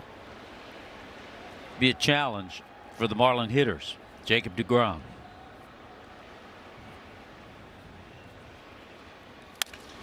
Now that is shot through the left side and a base hit for Mack. Here comes Hernandez. Here comes the throw. It's offline. It goes all the way to the backstop. It was backed up by Corniel, but a 2-out opposite field RBI single by Joe Mack has given the Marlins a 6-1 lead, and Joe's got a couple of RBIs now tonight. Joe has a tendency a lot of time to hook balls and pull balls. But when you see him swing like this, man, that's a beautiful sight. Head was right on the ball, stayed there, didn't try to pull that, and easily drove home the runner from second base, Roberto Hernandez. Wave him home, Blake. 6-1. Marlins really opening things up now. Here's Norby, who's 0 for 2. And he checked his swing on a sweeper.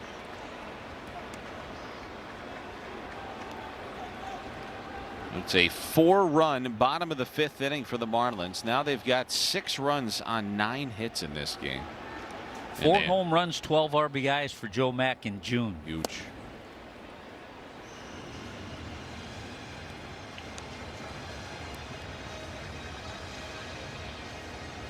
Well, this is a guy the Marlins would love to get going again right here.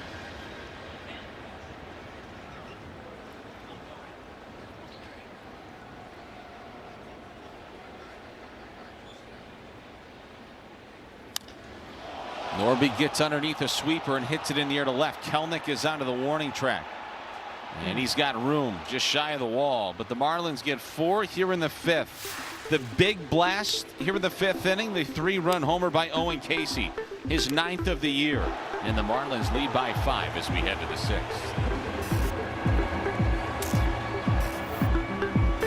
To build it like Beckham, Behr Marquee covers in one coat so you can paint it like Paul, roll it like Rachel, and have more time to watch it like the Westleys. The lights are bright. We are thrilled to be. Park, we're in the top of the 6th. The scoreboard is brought to you by Werner Hoffman, Greg and Garcia. Tommy Hutton, Craig Mish, I'm Kyle Seeloff. Marlins leading the Rangers 6-1. They just got 4 more in the bottom of the 5th to open things up a little bit here for Sandy, who is tied with Ricky Nolasco for the franchise's all-time strikeout mark. So he's 1 away from becoming the all-time leader. He's also 1 win away here at home from having the most wins here at Lone Depot Park in franchise record history. Here's some of those franchise ranks. Josh Young grounds a fastball to short to start the top of the 6th. Yeah, there's 1 away.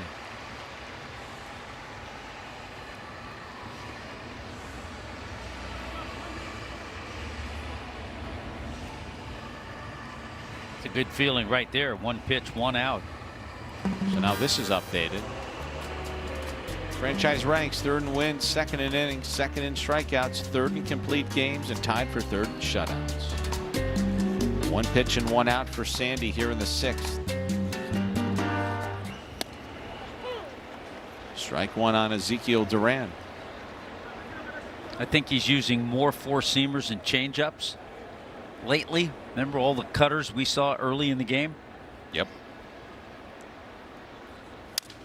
Broken bat flare behind first. Long way to go for Connor Norby, who made the over-the-shoulder grab. Tremendous. He has graded out analytically extremely well at a position he had never played before, Hud. And think the difference. It's one thing going from the outfield to go play first base, but to go from third base to first base, everything's just the opposite. So to go back on a ball at third is just the opposite of going back on the ball as a first baseman. He stayed with it, reached up, made the grab. Thing of beauty. Good landing too. Quickly 2 out. And how about this? So we didn't think Sandy was going to get through 3. Shame on us. He got 2 outs on 3 pitches. That was his 4th pitch of the inning. Now he's at 91 pitches. He's working with 2 out in the 6th. And Ozuna takes strike 1. You just know how this goes. If he gets a quick out, he's going to go for the 7th. Go out in the 7th? Absolutely. I don't think he wants to set the franchise record in terms of strikeouts at Coors Field. I think it would mean more at home, if that matters. Because his next start will be in Colorado early next week, 1-1. And now he's a strike away. Let's see if he can get it right here, folks. And if he does it to end the inning, Joe Mack should put the baseball in his back pocket and just walk off the field. Yeah, hope Joe Mack knows. Yeah. This baseball, if he gets a strikeout here, needs to stay in the field of play. 1-2. Broken bat, little ground ball. Otto's got it behind Edwards. That is a 7-pitch perfect 6 for Alcantara.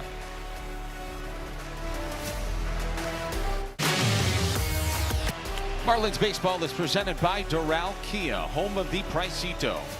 And by the Wells Fargo Active Cash Credit Card. Earn unlimited 2% cash rewards on purchases. Terms apply. Marlins lead the Rangers 6-1 as we enter the last of the 6th. Javier Sanoja leads things off, bangs 1 foul. Sandy went right down the tunnel after he completed his 6th inning of work. We did see Clayton go that way, but the Marlins bullpen is quiet. Sandy is currently tied with Ricky Nolasco for the all-time strikeout lead. Sanoja shoots that fair down the right field line. This is going to chase Ozuna into the corner. He better get it in a hurry. He does. He plays it back in, and Sanoja will have to stop at second with a leadoff double. Is it just me, or is it fun watching Javier Sanoja run the bases? Oh yes, because you never know if he's going to try to steal an extra 90. Just a beautiful swing. Backside kind of goes, but hands take it the other way. And I love the way he takes the turn right in front of Peterson. Hey, Jack, get out of the way. Wow, see, we're blocked by that right field corner. That's a heck of a job by Ozuna to slide and get that ball. If he bobbles it at all, Sanoja is at third. 10 hits, 6 extra base hits for the Marlins tonight. Here's Marcy, who's walked twice.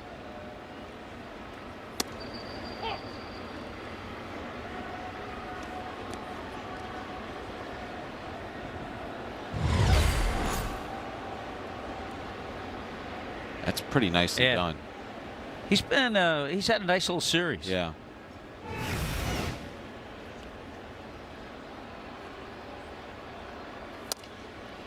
Well, it would have never been an error because he didn't commit an error, but he was in left field last night when Edwards sliced that ball into the corner. It started rattling around. It almost turned into the inside the park home run. He never really touched it. No. Because it got around that corner. No, he thought he was going to play it perfectly off the wall, and it just bounced right by him. Jacob was trying to drop down a bunt there. There's Ozuna. He was thinking about maybe getting the runner over, but also a base hit at the same time.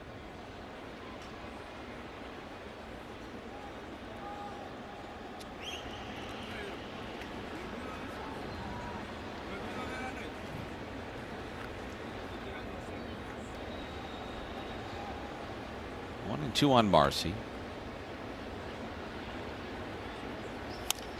Hit Foul.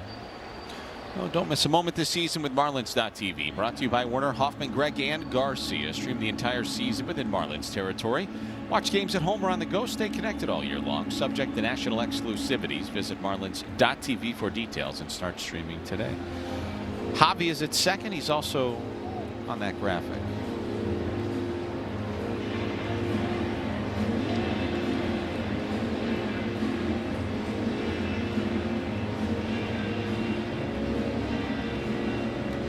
Needed a little bit more sticky.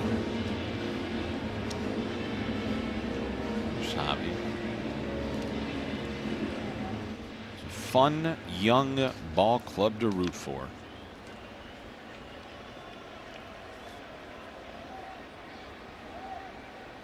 One-two. It's flown into shallow right. Osuna is coming in when he makes the catch. I understand we might have a former Marlin in attendance here tonight. Cody Ross. Wow. Cody Ross. We should have gotten Cody up in the booth. There's still time. Fan favorite. Always one of my favorites. 80 homers in 573 games. He had some pop. Especially the 3-homer game. That's cool. It's fun to see these former Marlins come out and support the ball club. They're fun to watch. They're having a good night. Skip's going to the bullpen, and we'll be right back.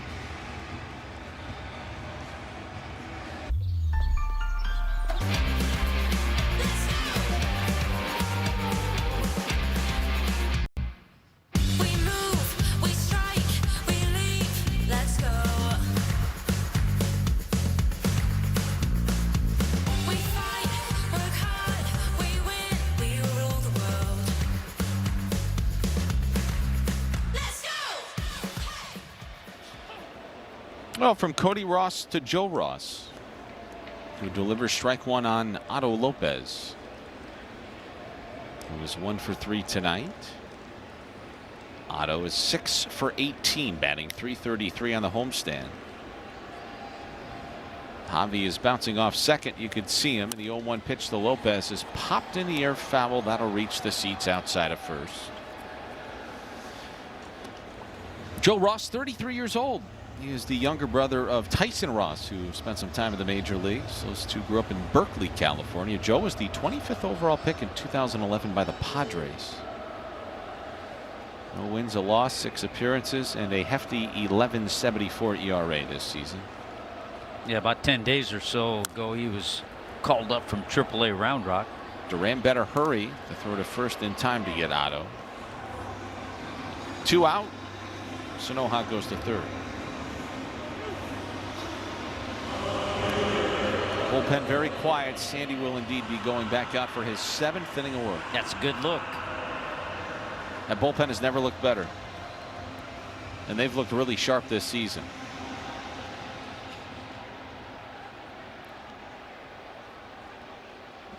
Might be a situation where you get somebody up alongside Sandy when he takes them out in the 7th. 2-out RBI opportunity for Kyle Stowers, who cannot connect on a curveball. Marlins scored 4 runs with 2 outs in the bottom of the 5th. Stowers 1 for 3, doubled in the 3rd.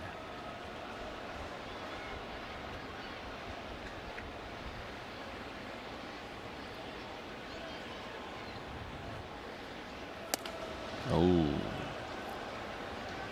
Ross tied him up with a heater. Joe Ross is pitching with his 5th different major league team. Marlins fans have seen him plenty over the years. He spent his first 6 major league seasons with the Washington Nationals organization.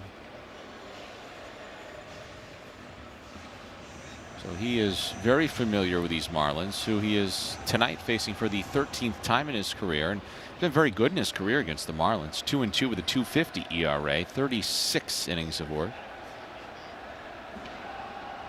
He's only seen a handful of other teams more in his career than Miami. As the 0-2 to Stowers misses low and away.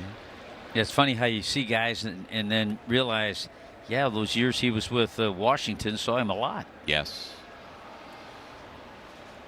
He started a bunch of games for Washington, a half dozen of them against the Marlins.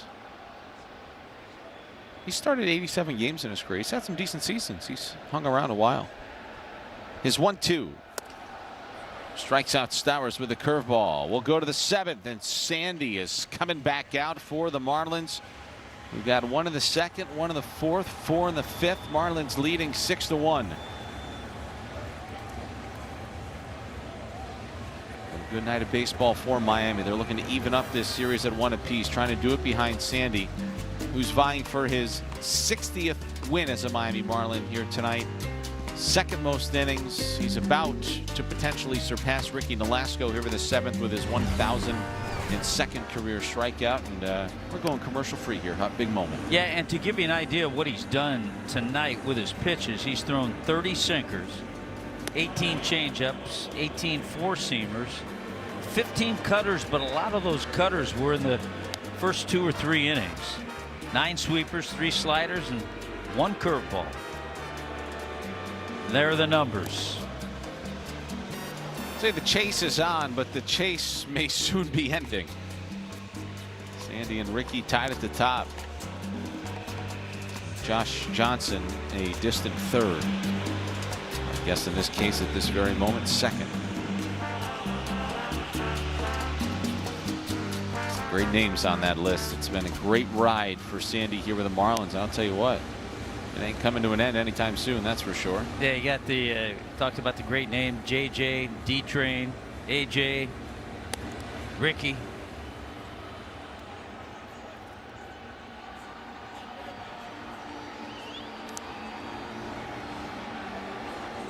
Seven, 8, 9 due up for the Rangers. Kelnick, Higashioka, and Lopez. Sandy has not struck out any of these 3 here tonight. He's obviously aware of what's on the line here, Hut. Oh yeah. Do you think he tries to dial it up a little bit more? You think he's not a guy that's ever really pitched to striking guys out unless he absolutely has to. But you have to wonder here if he's working on strikeouts here. I think he might, but knowing him, he's going to want to get through this inning, and he'll take it if it's 3 ground ball outs. Right. He will get another strikeout this season. Yeah. He'd love to do it here at home. But he's such a competitor. He just wants to keep it right here with only the 1 run allowed, as that sinker to Kelnick is in there for a strike. But there's no let up in the velocity, 97 on that sinker. So he's been around 97, 98 tonight.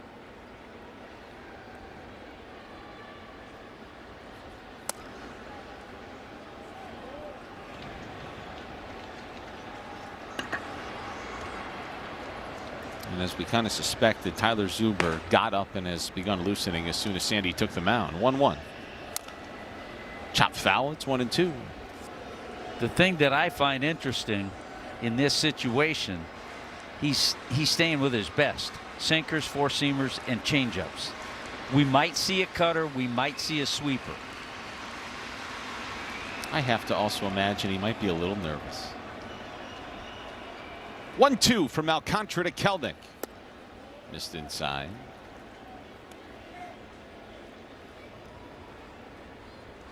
These are always anxiety-riddled times when franchise history is on the line.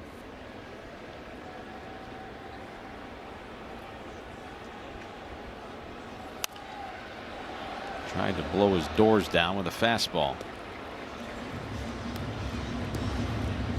You go upstairs with the heater, and that signature changeup might be in play here. Let's see if that power changeup gets strikeout number 4 tonight. 99 pitches for Alcantara. His next will be 100. Could be a big one. 2-2. Well, Joe Mack knows what's at stake because he thought about challenging the call. That hand was halfway to his helmet. Yeah. But he would have been wrong. 3-2.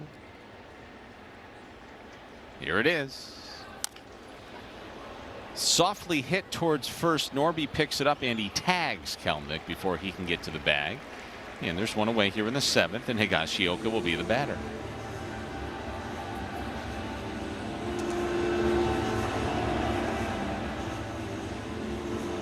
All those guys are certainly aware of the situation too. And you know what's nice though? They're not pushing him at all here. He's obviously more than capable of throwing 110, 115 pitches. It's like a perfect opportunity to give him the opportunity to give him this chance because of who he is, and you're not putting him in any type of like physical danger. Well, it's just amazing. After the base runners, the first couple of innings, 4 hits, gave up four of the 5 hits first 2 innings. Crazy. And here he is. Yeah, he did. It's 0-2. He's now gone 6 or more innings in 8 of his last 9 starts. That's a horse. That's a El Caballo. Now he is 5 innings clear of Christopher Sanchez for the major league lead. 0-2. Check swing. Did he go? He did not. James Jean says, not so fast, my friends. He's lowered his ERA from 4.18 to 4.02 here tonight. 2 more outs might get him in the 3s. Yeah, he did. He struck him out. And there it is. Sandy Alcantara stands alone as Miami's all-time new strikeout leader.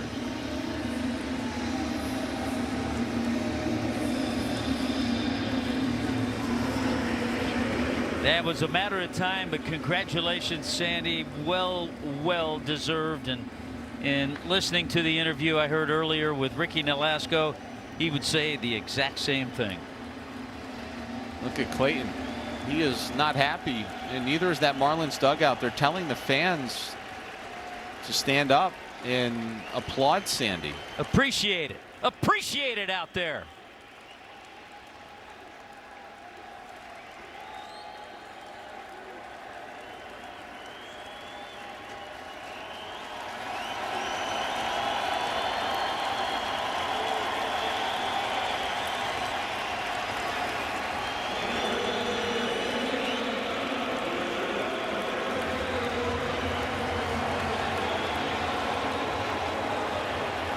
See, the problem I have, most of the fans here tonight should know that without having to look at the scoreboard.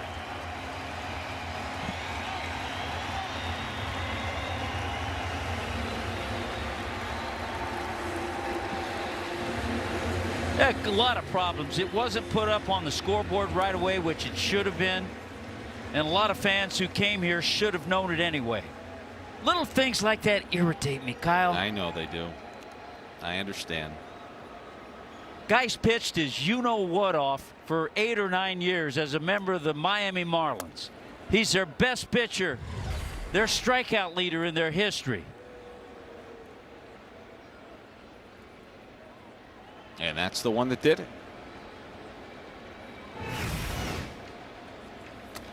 And it did take some time, but Sandy got the rightful acknowledgement that he deserved from this crowd here tonight.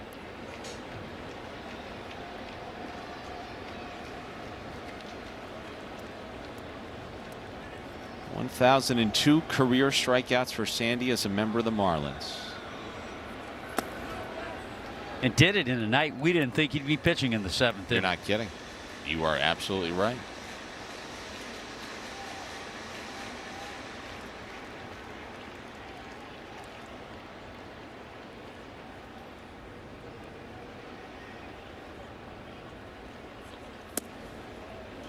And there is ball 4 to Nicky Lopez, and that might be it for Sandy. And if it is, and here comes Clayton, I think this crowd will probably rise to their feet for Alcantara and give him a well-deserved standing ovation.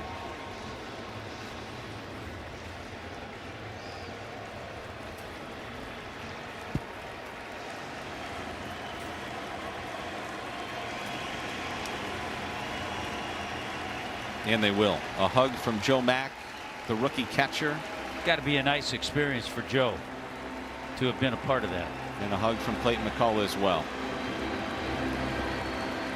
Good for you, Sandy. It's a hell of a guy. It's a hell of a teammate that's had one heck of a career to date with Miami. There you go. Very nice ovation from this crowd this time. We'll step aside, call to the bullpen here at Lone Depot Park.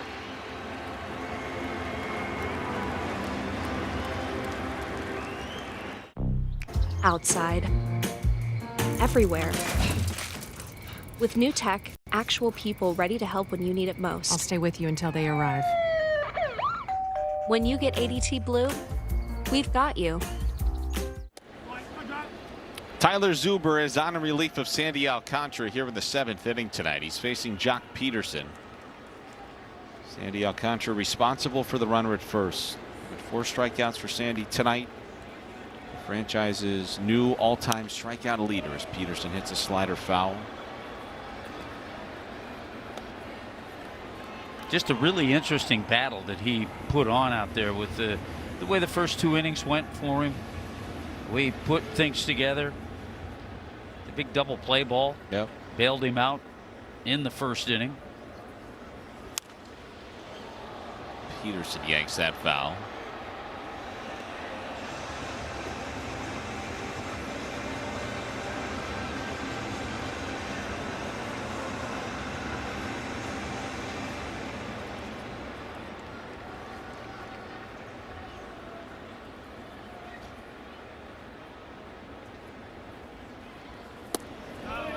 And that one missed. 2-2.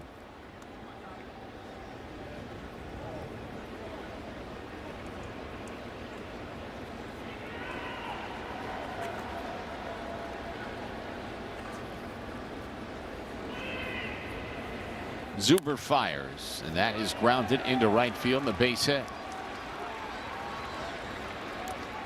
And the Rangers have a couple of on with 2 out here in the 7th.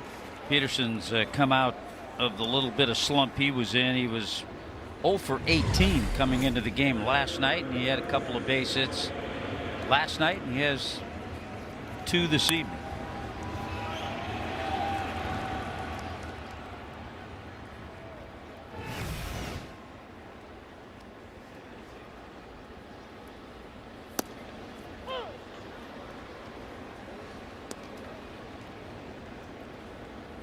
Here is Wyatt Langford, who's 1 for 3. Singled in the first, flew out in the second, struck out looking in the 5th.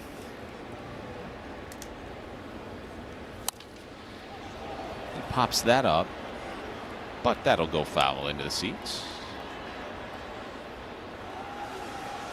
You know, you look at certain guys and you can see where they get their power.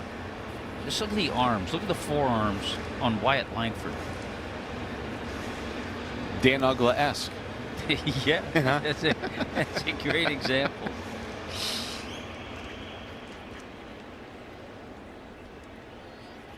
Those Popeye forearms. And Zuber strikes him out with a sweeper. Langford is going to challenge. Langford is going to be a loser. And this top of the 7th inning is about to promptly come to an end. No runs, 1 hit, no errors, 2 men left on base. And it is stretch time here at Lone Depot Park. And the 7th inning stretch is brought to you by Celsius. Including bags loaded, nobody out in the second, but he allowed only 1 run in that second inning, perhaps the key inning for Sandy, the DP in the first, and then he got 3 consecutive outs, 1 run scoring in the second. Overall 6 2/3, 5 hits, he walked 3, and that 4th strikeout was the one that put him in the record books, surpassing Ricky Nolasco with strikeout number 1002, and a high five and standing ovation eventually there for Sandy Alcantara, acknowledging the crowd, and it looked like it was very emotional for him as well as he looked up to the sky and honored his family and his brother who died years ago. 1002 strikeouts, most career strikeouts in Marlins history. More coming up on our post-game show. Join us on Marlins TV as Sandy Alcantara celebrates with his teammates and goes for the victory tonight. We'll be back to Marlins baseball after a quick break provided by our friends at Celsius. Good. You get Celsius real quick.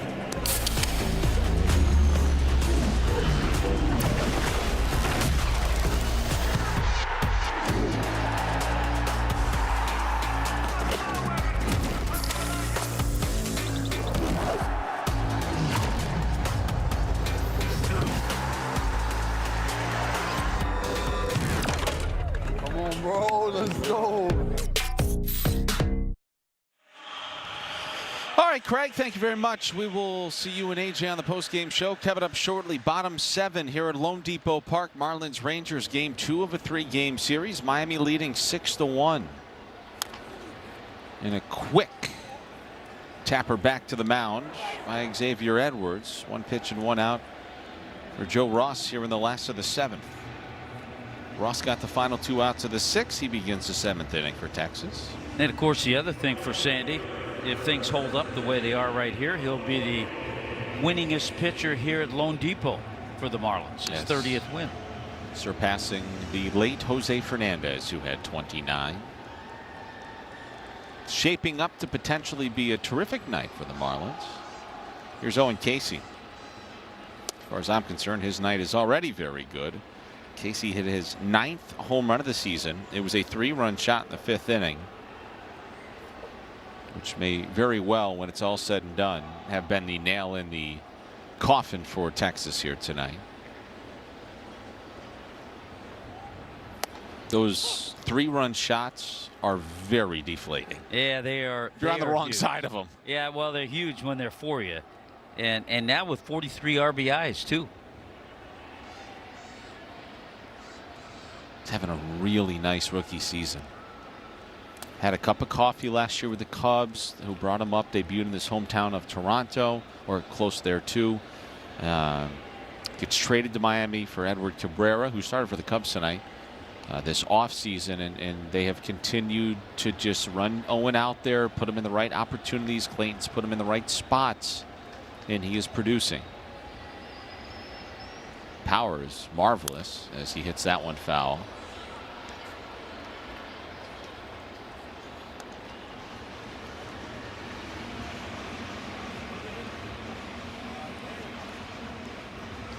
Owen Casey now is 2nd on the team in RBIs, which he was to start the night, but he's 10 back of Liam Hicks. He's 2nd on the team in homers.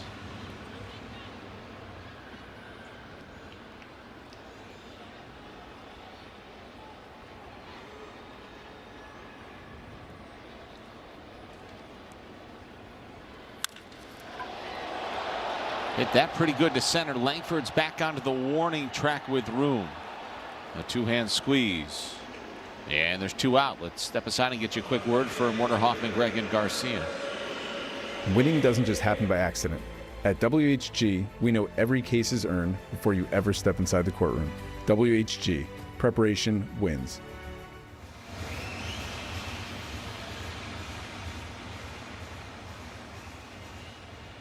Roberto Hernandez will bat now with 2 out.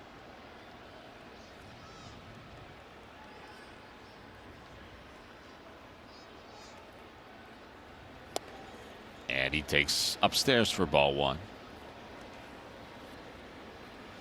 It's been a nice night for Roberto. Home run, a double.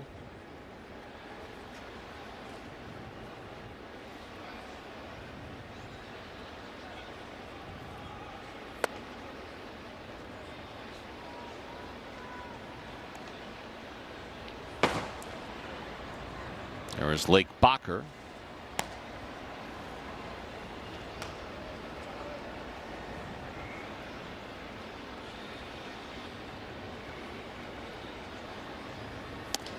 Heriberto takes ball 3.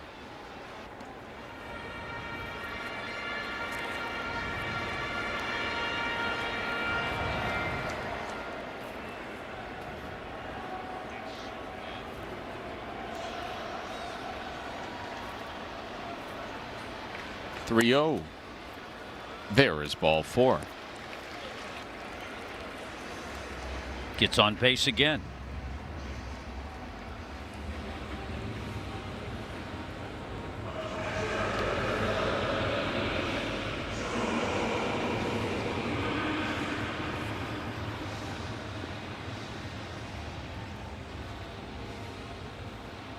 Here comes the Mac attack. Marlins tonight have gotten some nice production from this part of the order. Oh yeah, with Casey, with Heriberto and Joe.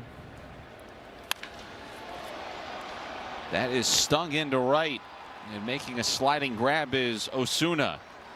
We'll go to the 8th. 6-1 Marlins lead. We have no idea what.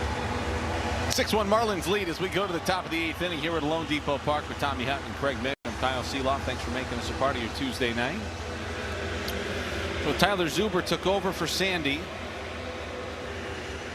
Final line now that you can totally close the books on Alcantara's night. 6 2/3, a run it was earned, 5 hits, 3 walks, 4 strikeouts. Zuber collected the final out of the 7th. Who knows? Maybe you ask him to finish it. Nimmo, Young, and Duran here in the 8th inning for Texas.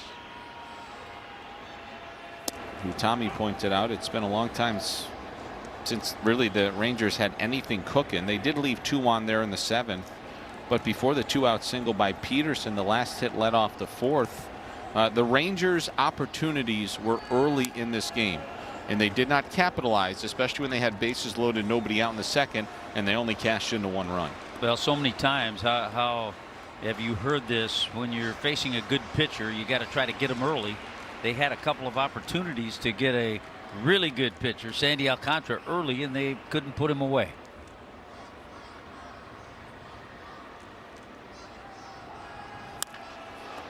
That's hit well to deep right center field. This is way back, and that is into the seats and gone for Brandon Nimmo.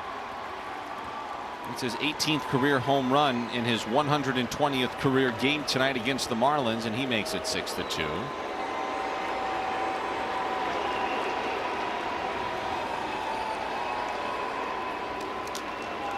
He's putting together a nice little streak, 7-game hitting streak. Putting a nice series together as well, isn't he? Little cutter, slider, right into the zone for Nimmo.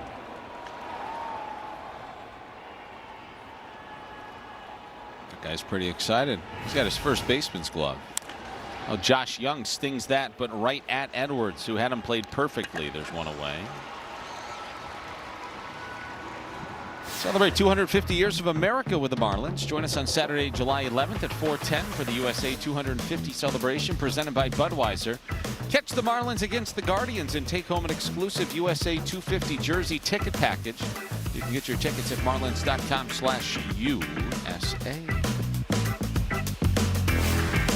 So before I forget, Hut, it hit my radar because we were at the center of the controversy on Sunday with the Giants and Rafael Devers. Yeah. Who very rarely addresses the media, but he addressed the media today in regard to the situation at first base on Sunday with the pinch running situation. Buster Posey also talked. Tony Vitello said they cleared the air, but Rafi Devers got in front of the cameras today and said, quote, "The media in general, you guys just blow everything out of proportion, and I think that's a reflection of why I really don't talk to you guys." Well, I think that's totally ignorant on his part. Guy makes $300 million, shows up his manager and his team, and takes him a day or two to apologize for it. And a weak apology it was. Yeah. Sure is.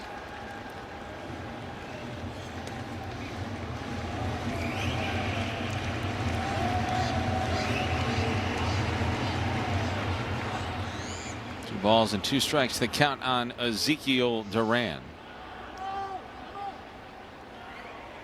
He was 0 for 3 tonight.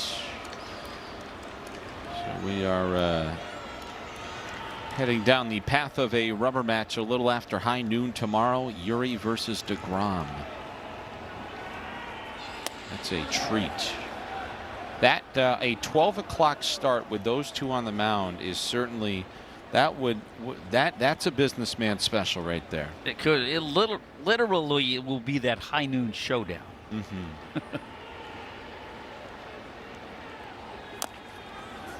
Big bouncer. Zuber's got it in a backhand toss to first, gets past Norby, and Duran will go to second. Probably should have put it in his back pocket. Be a single E1.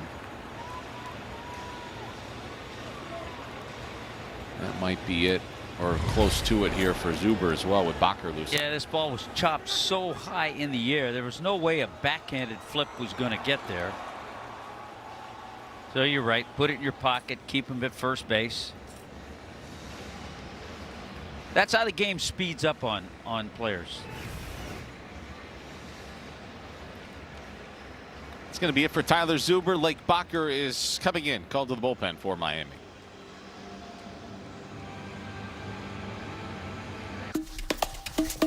Operation Pizza is a go. At least attempt to. And many times Lake Bacher has done just that. He bookended the series against the Giants. Started it last Friday, ended it with a save, his first of the season on Sunday. Yeah, that was a nice accomplishment. That was fun to see. It's just kind of an interesting note. First time in Marlins history. So Lake Bacher forever a part of trivia in a decade from now when we're talking about whenever the last Marlin was to start a series and end it. Somebody's going to jump and say it was Lake Bacher. And even more importantly, end it with a save. Yeah, you know, you do have to add that in. Hey, you got to add that. Yeah, you're right. Maybe 10 years from now, Lake Bacher will do it again when he's 41. He's only 31. Alejandro Osuna singled to left in the second, singled to center in the fourth, and grounded out to shortstop in the sixth. Pulls the trigger on that slider, but sends it foul off to the left, 2-2. So Bacher, the third pitcher of the night for the Marlins. There's the night for Osuna.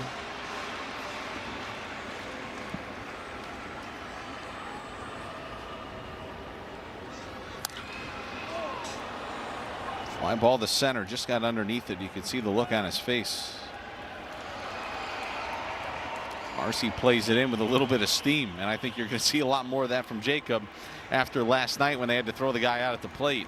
Yeah, I think, you know, sometimes it takes a game, a little mistake. I'm going to say that was a huge mistake. It wasn't, but something like that during a game will light you up, and you'll remember that.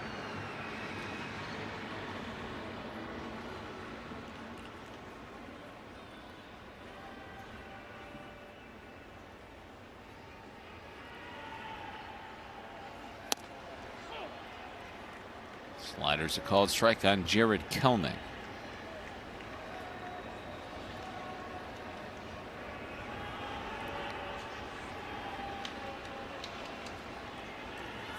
Swing and a miss, nothing at 2. I love the repertoire that Lake Bacher has. That splitter was unhittable right there for Kelnick. It's pretty crippling if you're a hitter. It's a strike all the way until it isn't. And then it's far too late when you're halfway through your pass.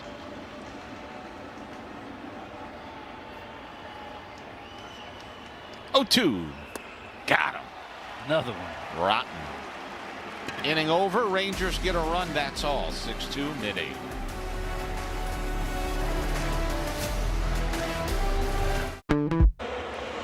Bottom of the 8th inning scoreboard brought to you by Werner Hoffman, Greg, and Garcia. Marlins with a 6-2 lead over the Rangers in Game 2 of this 3-game series.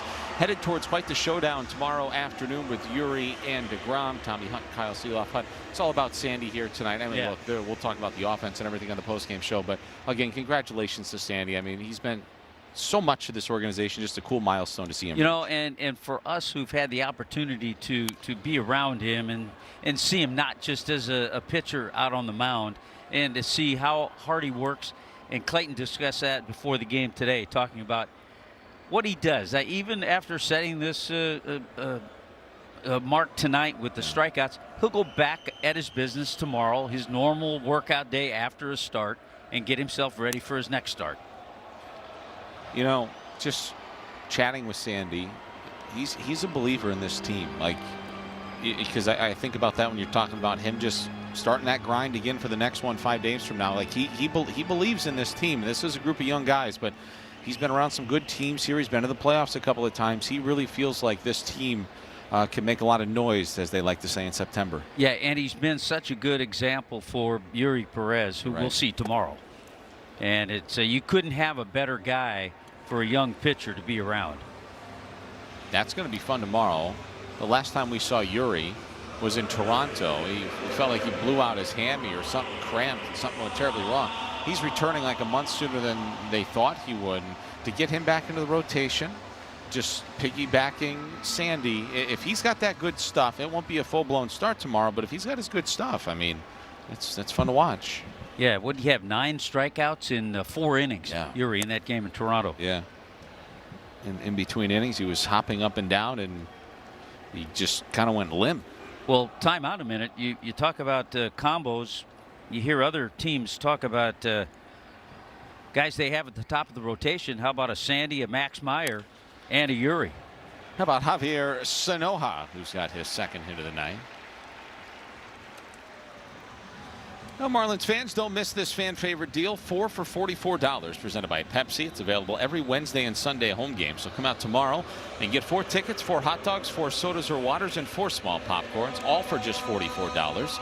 Buy your tickets at marlins.com/offers. Not a bad trio if you go into postseason to start out a series with Sandy, Yuri, Max Meyer. No, it's not. Or Sandy, Max Meyer, and Yuri. Marcy flies that to right. Osuna is back shy of the track, and he makes the catch.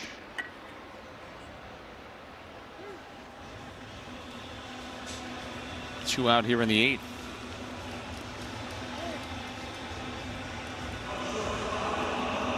Pete Fairbanks loosening for Miami.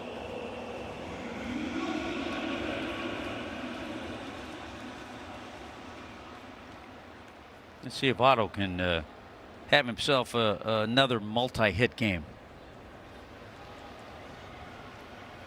Could use it. He'll take it.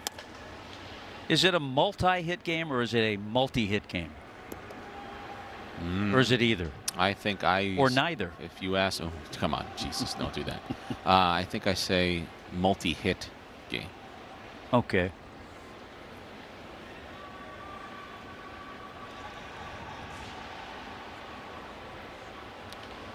I think either or gets the point across. I agree with you.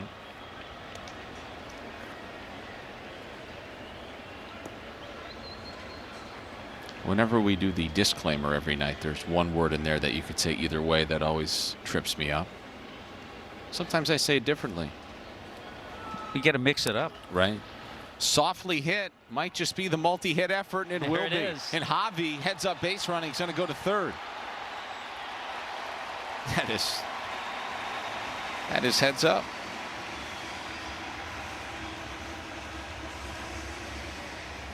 Boy, he keeps the play in front of him. He knew where the ball was. Once he saw Josh Young try to barehand it, watch Javi. Then he realizes there's nobody at third because the shortstop, Durand, had to go back to get the ball because he got by Young.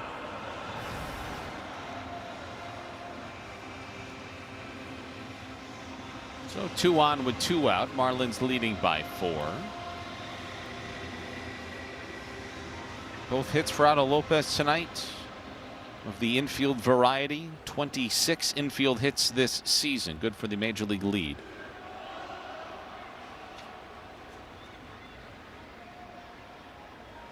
The first pitch to Kyle Stowers is grounded foul.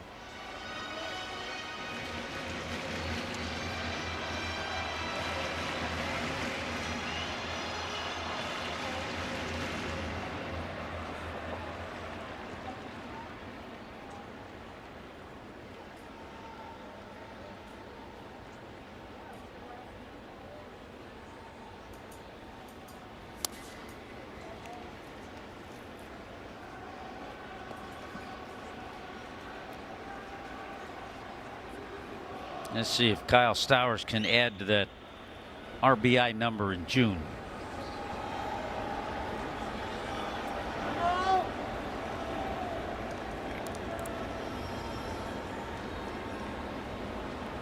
He wouldn't mind a few more. Take 3 more. It's only a 4-run game. Otto could take off if he wanted to. I think he might. I'm sensing he will. He is not. Stowers bloops this in the air to third. Young has got it. Might be a Pete Fairbanks non-save situation with the Marlins up 4 when we return. I'm Jay. Miami Marlins baseball has been brought to you by Wells Fargo Active Cash Credit Card. Earn unlimited 2% cash rewards on purchases. Terms apply. A non-safe situation here in the top of the 9th inning, but Clayton McCullough not taking any chances. He'll put his closer Pete Fairbanks into the ball game. And as long as everything goes well here in the 9th, and Fairbanks has not worked in a handful of days since Game 2 of that San Francisco series. Got the off day Thursday, so certainly conceivable he could put you in back-to-back games if need be. Probably the line of thinking there. Yeah, and I think as we've seen, it's almost like the more Pete's out there, the better he is. I agree. He has really started to come into his own. After a rough start to his Marlins tenure, he has been really good of late, which is great. He's been nails in the back end of a bullpen over there in Tampa for a long time. Oh, that was up and in on Higashioka at 97.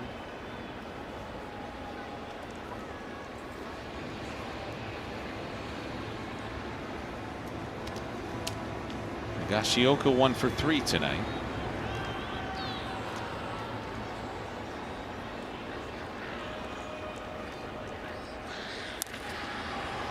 Flies that slider down the left field line, foul. That slider had about as much bite on any Pete Fairbanks breaking ball I've seen this year. That was a really good offering.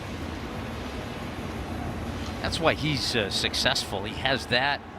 He's got the electric fastball, and the cutter goes along with it. That was really nasty, huh?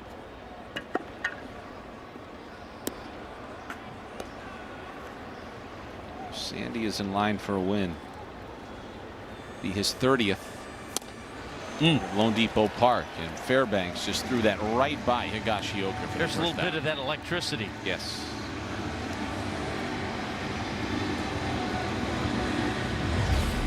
It's almost like, all right, 98, here it comes.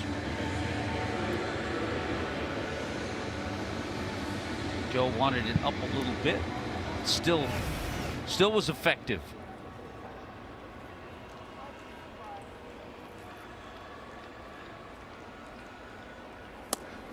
Nicky Lopez takes ball 1. He's 0 for 2 tonight.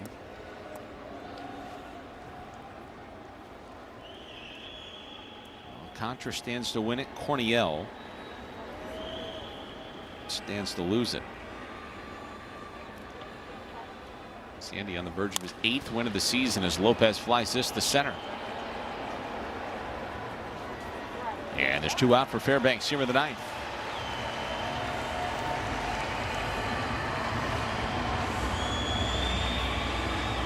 I think it's always good because over the years we've seen it go the other way when a closer comes into a non-safe situation. Yep. That he has himself a nice 1-2-3 inning. Trying to polish off this 9th.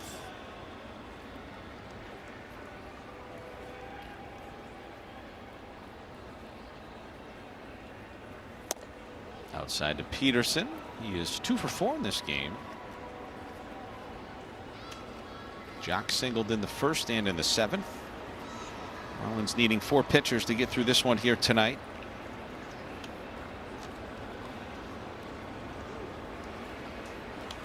Reminder on the air at 11:45 tomorrow morning. We anticipate seeing Brian Navarretto catching for Joe Mack with the day game after the night game. Uri's going to be on the mound. DeGrom toes the rubber for Texas.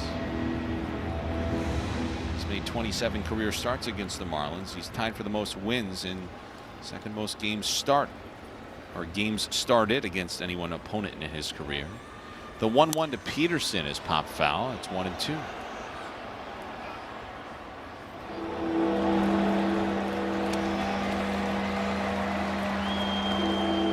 Can you see Owen Casey having a Jock Peterson type career? I see one even better. Got some power, big swing, get it under control a little bit. You know what?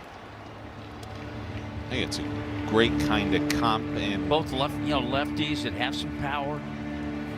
Once they start to get a little bit older, they can DH, maybe play a little first or something. I see what you're seeing there. 2-2 coming. Peterson flies that deep to right. This has got a chance. It is sailing back into the bullpen and gone. 10th homer of the season for Jack Peterson. Makes it 6-3. Yeah, number 228 of his career. Those are the homers that'll like drive Pete crazy. You know he wants to go out there and toss a scoreless inning.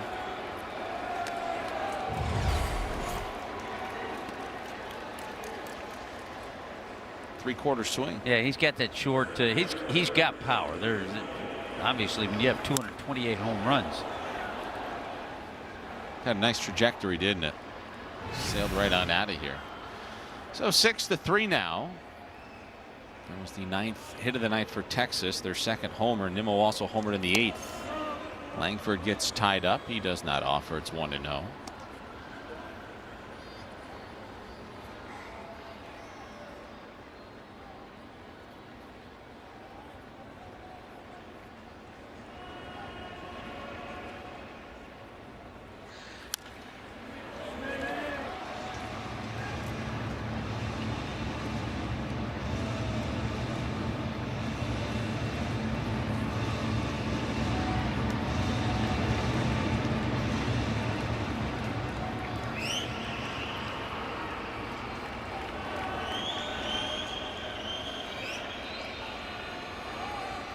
Oh, he hit him. Oh, I think you caught more of the home plate umpire than anybody. Wow. It grazed Langford. And bearing the brunt of that was Jansen Visconti. Wow. Yeah, I mean, and it sent him right down to the dirt. Yeah, and just enough of a graze that took it to Visconti's way. Man. Watch the home plate umpire. Right in the mass. Staggered him.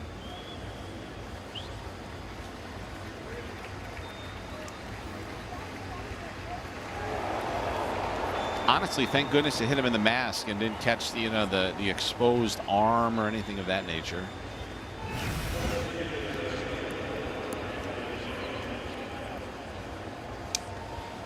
So a hit by pitch after the homer.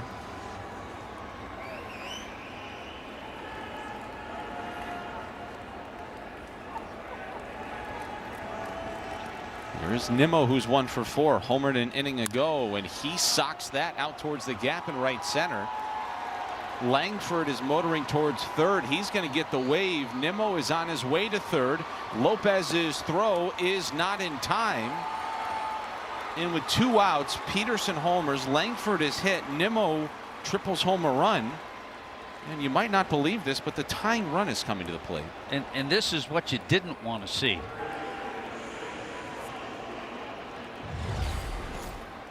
After the first 2 quick outs, you wanted to see a nice clean inning. It's on the heels of us saying sometimes for closers they can get away in these non-save situations. Yeah, and you hate to see it right now with the way he's had to work. Last 2 ABs for Nimmo, home run and a triple.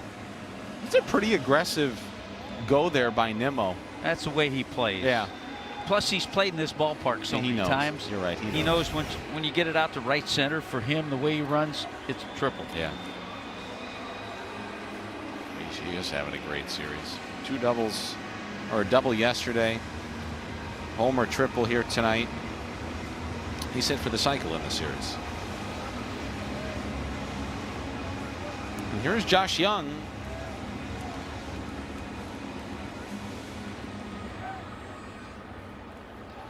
Young is 0 for 3 in this game. This has gotten more stressful than the Marlins would have desired. That's for sure. Tying run at the plate. Young is 0 for 3 with 3 groundouts. Cutter kind of got away from Mack, and it's 1-0. And certainly home run power.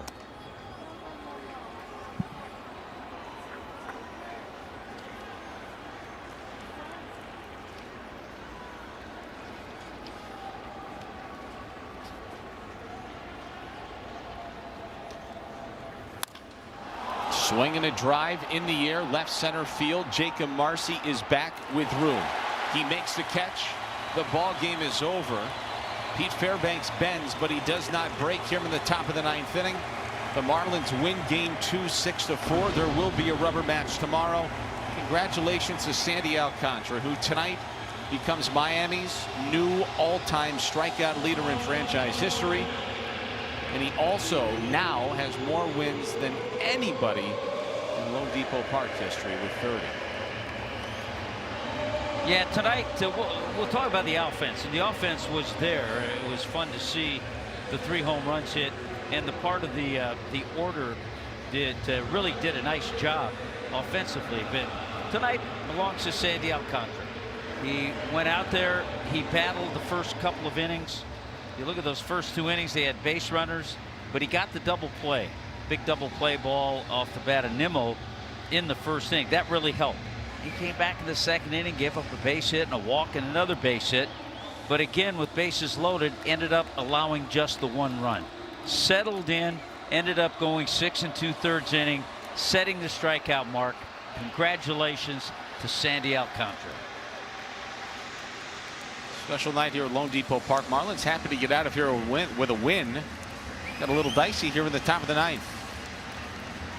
Miami handles their business tonight. They're 41-39 on the season. Check that Braves score tonight. No, they're in San Diego. At the moment, Miami 8.5 back of the Braves in the National League East. They are back to 27-17 at home, which is now good as long as the Rays lost. They did. So the Marlins now have more home wins than anybody in baseball. The Dodgers are on the road tonight, so that does not apply.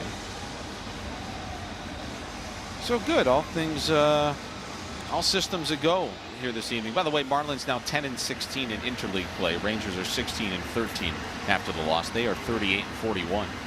Yeah, we can talk about that big 3-run home run of Owen Casey's. That really set the tone.